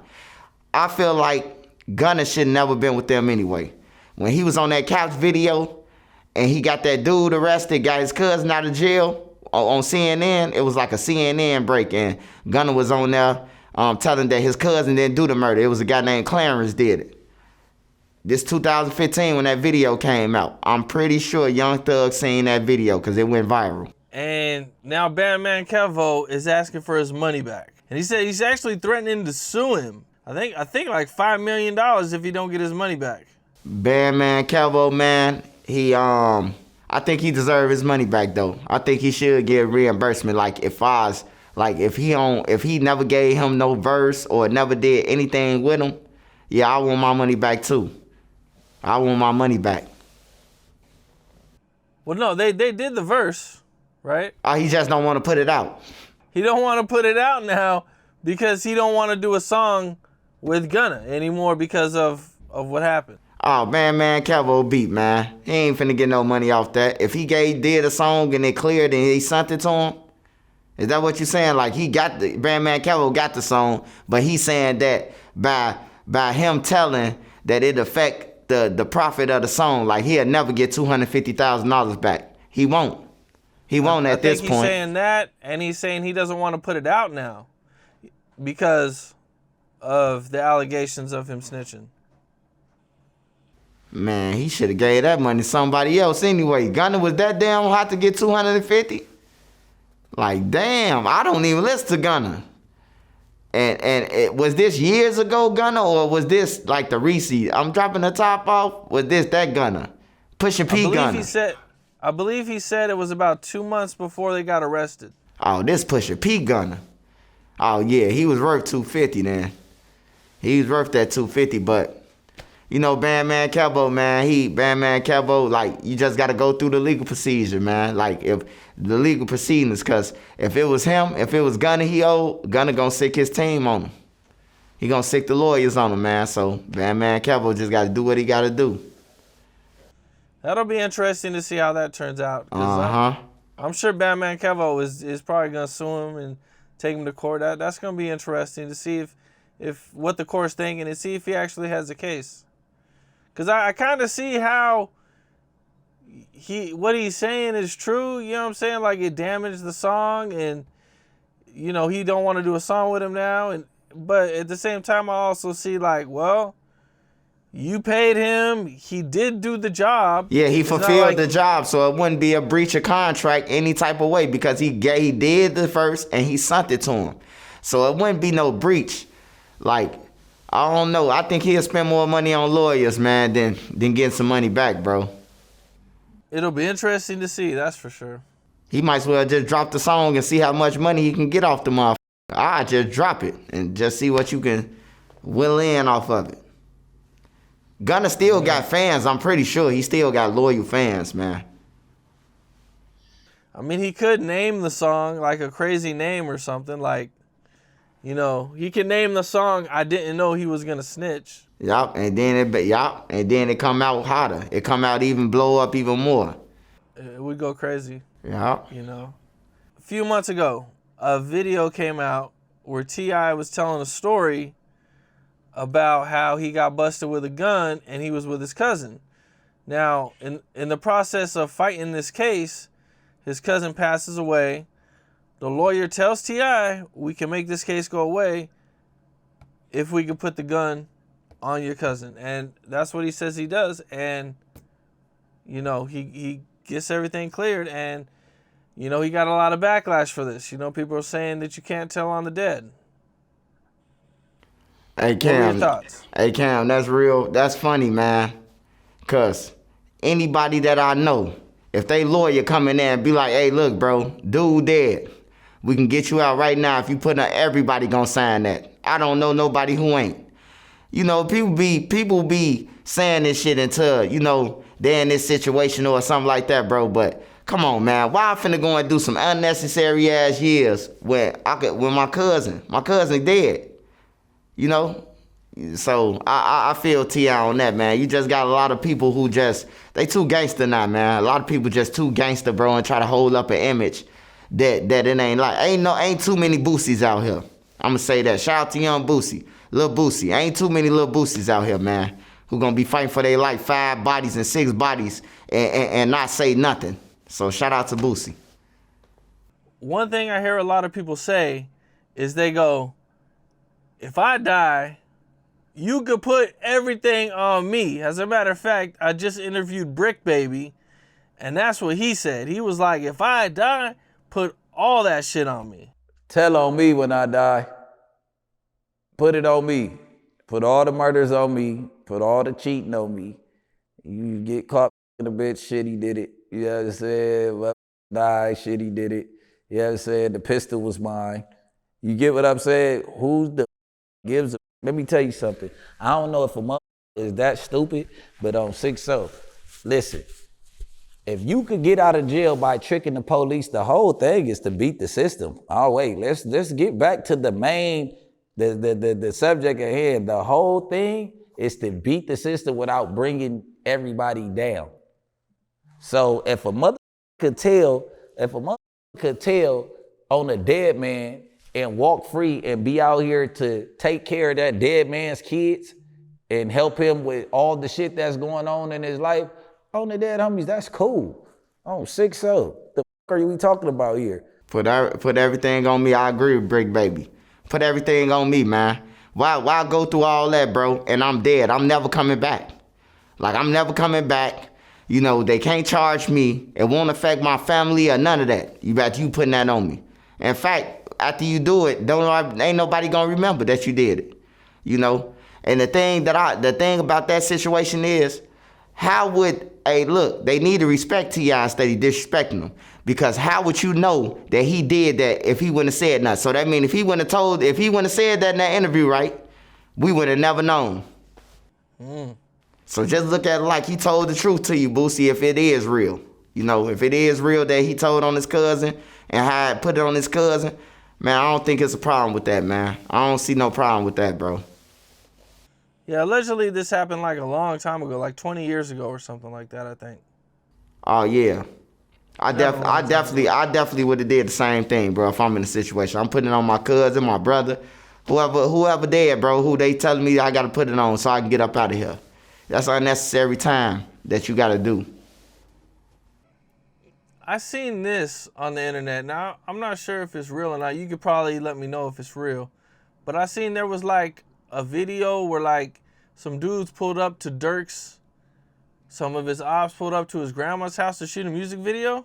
Yeah, man, that's weird, man. Cause it was like I seen that, and at first I seen Durk on the porch eating chicken with his homies now. He recording it. And then, you know, I seen the little guys come over there and they posted up, we on Durk grandma's house porch and all that. Like, where's the rules? Where's the line stick that, you know, grandma's off limit, women's off limit, mama's off limits? Like, where does that come in at? Like, if you was in the streets, your mama shouldn't be coming up in this conversation, me and your beef, because your mama wasn't in the streets. So when they did that, I seen a guy coming out. The last time I just seen them do it, I seen a guy come out and they tried to take a picture with this guy. Like they was asking the guy, you want to take a picture with us? But the guy knew what they was on. If you watch the video, the guy could see that they was on bullshit, that they one of these shorties who come with guns on their porch. But the whole thing is, Durk people don't even live there no more. Like Durk took a picture on the old porch and he got people that possibly could die by y'all steady going over there on them people's porch. So yeah, I don't like that, man. I don't like that shit, man. Yeah, you would think like, you know, someone's grandma would be off limits. Yeah. Chicago does have this reputation though of being extremely disrespectful when it comes to your ops. I mean, this is kind of it's kind of in the same realm as all that, except it's a little bit more personal because they actually went to the house. But you're saying that his family don't live there no more, but shit, they don't know. They probably think that she still does. I'm like, this how I think. If I was like a op of Durk's or something like that, this how I think. This man got $40 million, $30 million or something. He getting $200,000, $300,000 a show. He passing out $100,000 to like just the average person who with him. I seen the guy get pushed off stage. One of his homies now pushed the guy like this when he finna bump into Lil Durk. Lil Durk throw him $100,000. I say, what the? I'd be your security for that. But the whole thing about it is, like, you should use your mind and know that Durk grandma will not be staying there, man. All that shit. If he posted up on her porch, if he posted up and took a picture, that's a throw off, bro. He probably just moved his grandma out of there and then did a video shoot. I'm finna have them come over there. You endangering people who ain't got nothing to do with it. Yeah, it seems like Durk would have moved his grandma probably out of there before he went there and took a picture. Yeah. I hope he did. At least I hope he did. Chicago people crazy, man. You know, Granny don't be want to move. I ain't going nowhere. They ain't my ops. You know, that's why Granny's be in Chicago. Be like, Granny, man, the ops outside. I ain't got nothing to do with that. You better take your ass out there and face them. You know, so his granny, if she do live that, man, I can understand, because the granny ain't gonna move, bro. They want to stay in they same shit where they raised y'all at. Is that one of the most disrespectful things you've seen in Chicago? Nah, I done seen I done seen like a lot of shit, bro. I done seen the most disrespectful shit I seen is, well, so a guy was having a funeral. Pastor Corey Brooks, he was having a funeral, and on 71st and 71st right off King Drive, Indiana. It's a church over there, and they was having a funeral for this guy, man. And then the killers walked inside the church, man, and killed 2 more people. So now it's 3 funerals and 1 funeral. Like, that was the wildest shit I seen. Like, damn, they walking in funerals and killing people at funerals, bro. Like, I couldn't believe that shit. But yeah, that was like some of the wild shit that I heard, seen in Chicago. Like, that was some wild ass shit. Yeah, that reminds me of when Dusky's funeral got shot up. Yeah, Dusky funeral too. That was like bad because they was shooting from long distance first of all, and then they was shooting into a crowd that had women, kids, and everybody was right there. It wasn't just no ops. So that's dangerous, man. That's real dangerous. Now, have people always been shooting up funerals, or is that something that's a little bit more new in Chicago? Yeah, I ain't never seen that really in Chicago, man, with people shooting up funerals. They doing it like more than ever now. Like they doing it more than ever, and it's like the last funeral shooting I seen, the police was on both ends. They was on both ends of the block, and they still got away. I'm like, what the? Like, man, bro, how you pull up? But I understand the police scared. Like they come from like suburbs. So when you come from the suburbs into a war zone, you like cautious. That's why they be quick. It ain't that they killing us or they try to kill us on purpose. They scared, bro. You gotta patrol a block where somebody willing to kill their own people, their own skin color. So, you gotta take all that shit into consideration. Some of the news coming out of Chicago that was kind of surprising, man. I interviewed BCR Measle a week before he was killed. The interview didn't even come out yet when he was killed. And, I remember, man, that was a really surprising, man.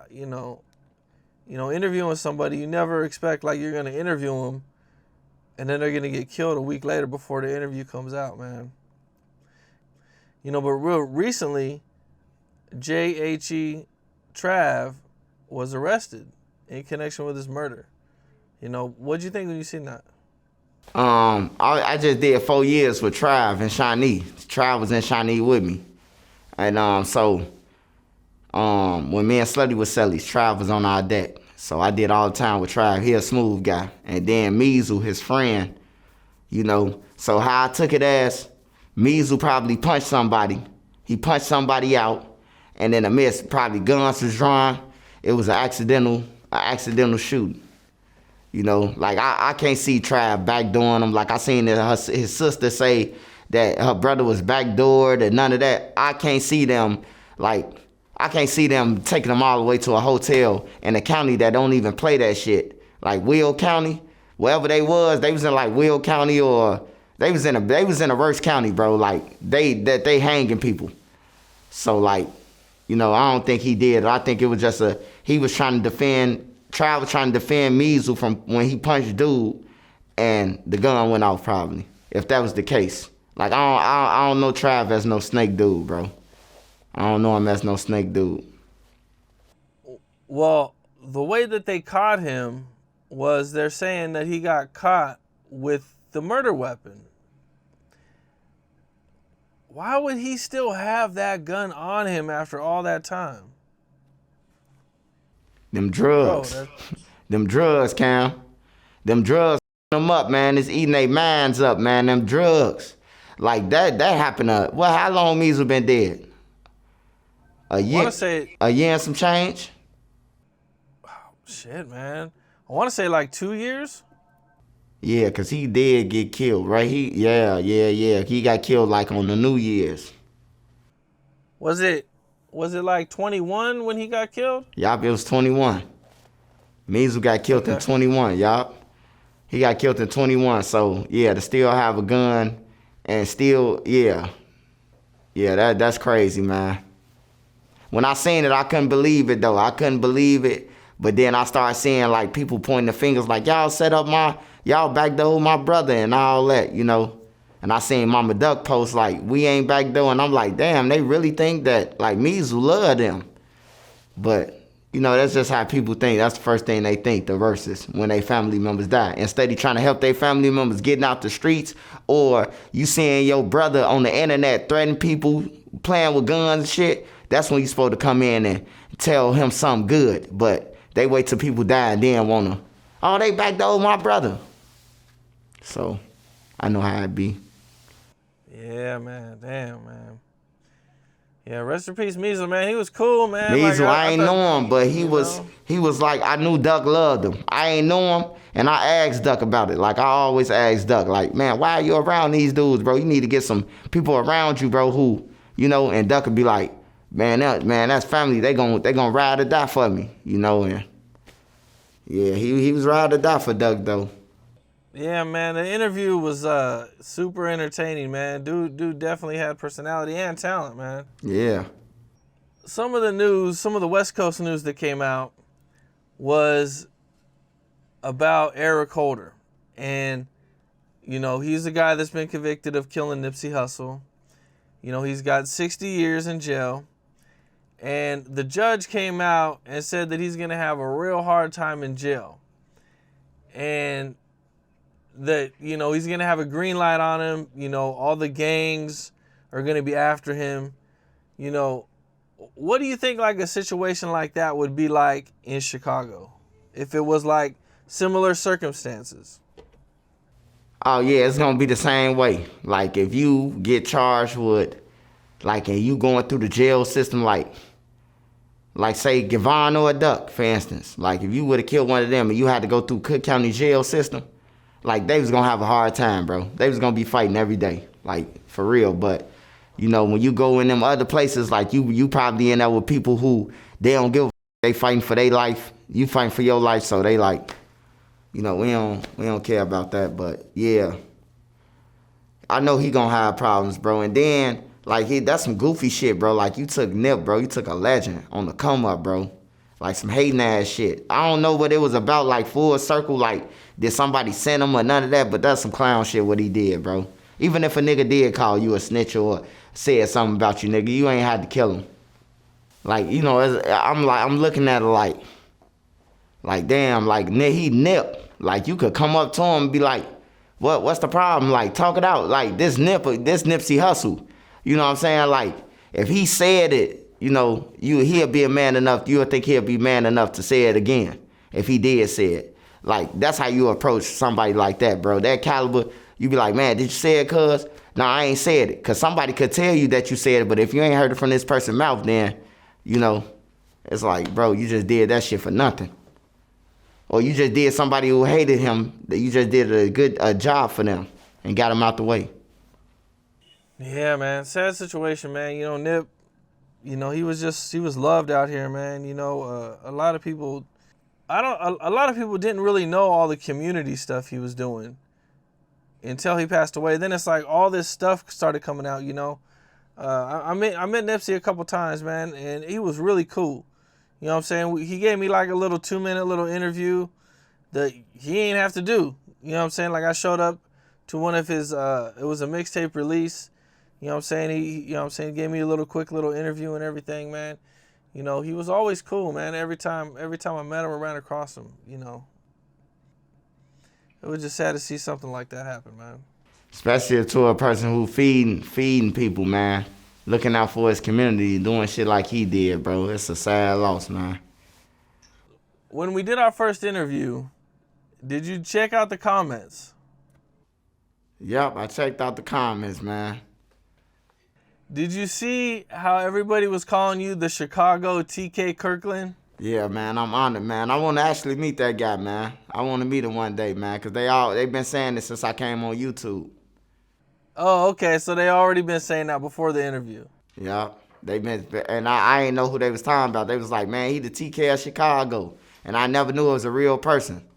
You know, I thought they was just bullshitting. Then I seen him on your page, and I'm like, damn, that's a real person.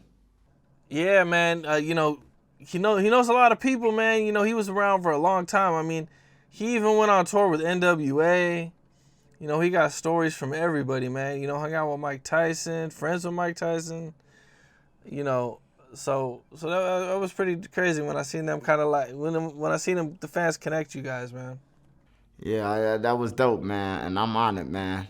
Shout out TK Kirkland, man. One last question before we get out of here, man. You know, the mask. Are you ever gonna take the mask off? Oh yeah, one day when my book come out and all that. And after that, yeah, I'm coming out the mask, man. You know, I really don't mind the mask. It's just like it's like I was gonna been coming out. Like I just showed my face online. I done got on live online without my mask on. You know what I'm talking about? I didn't pull down my mask. You know, it don't matter. It's just like everybody know me who know me. If you don't know me, them the people who be concerned about my mask. You hear me? Like everybody, cause everybody know who I am in the city. Like majority of the people, all they got, I ain't know that was you, Swipe. On everything, bro. They just gotta be, some people be watching and they be like, damn, we ain't know that was you. And then you got the fans, take off your mask. Them the people who don't know who I am. So I be like, you know, I just keep it on, keep them guessing, man.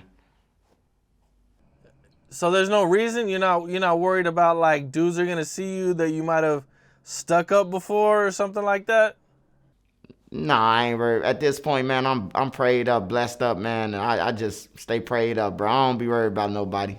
Like, I'm gonna defend myself if you come at me wrong. I'm gonna peep you before then. Like, I don't just talk to anybody in the streets or none of that. Like, I ain't got no reason to have a conversation with you. So if you having a conversation with me, I'll be on alert already. Cause you talk to me and I don't know you. You're way outside of Chicago now, from what I understand. Yeah, anyway, right? yeah. So, I be through Chicago every day though, man. Like I got family there, kids still there, mama still there, brother still there, cousins, aunties, uncles. Like my whole family live in Iraq, so that's where I'm from. But I'm just glad that I can leave a house at a certain point in time. Be like, I'm going home, ma. Me and my wife gone. You know, lock your door, and I'm gone. You ain't got to worry about me being shot or none of that. I'm safe. I know you wear the mask everywhere, but you still do these Chicago walkthroughs. If I seen you walking down the street, even with your mask, I still might go, wait a minute, is that him? I don't know. That looks like him. Yeah, I sure be doing it, man. Like when I went on 63rd though, like everybody knew who I was. With me, I ain't even had to take off my mask. They knew who I was, like all the OGs and most of the people. But some people be like, bro, who is that with that mask on? And I'll be playing with them, and then I get up on and take off my mask. They'll be like, Swipe, you trenches news, bro. Like they can't believe it, bro.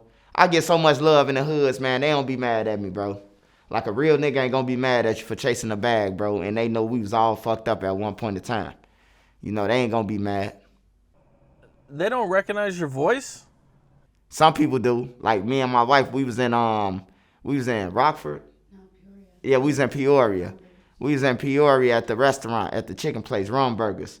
And this guy, he heard me talk to my wife, and he like, man, I know that voice was somewhere. I turned around like, who you talking to? He like, you Trenches News, ain't you?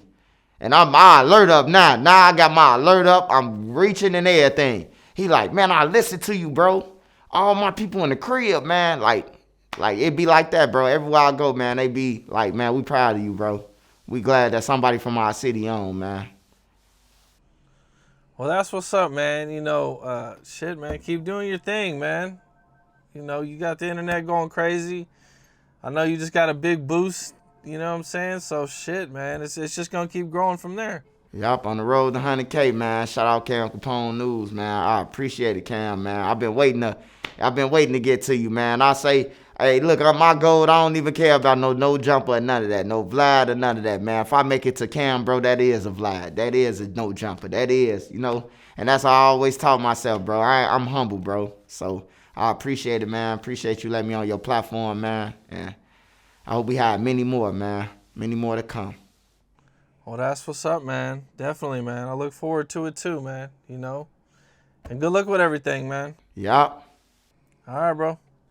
What's up? This is Cam Capone. We got more content like this coming soon. So hit that like button, subscribe, and stay locked in to Cam Capone News.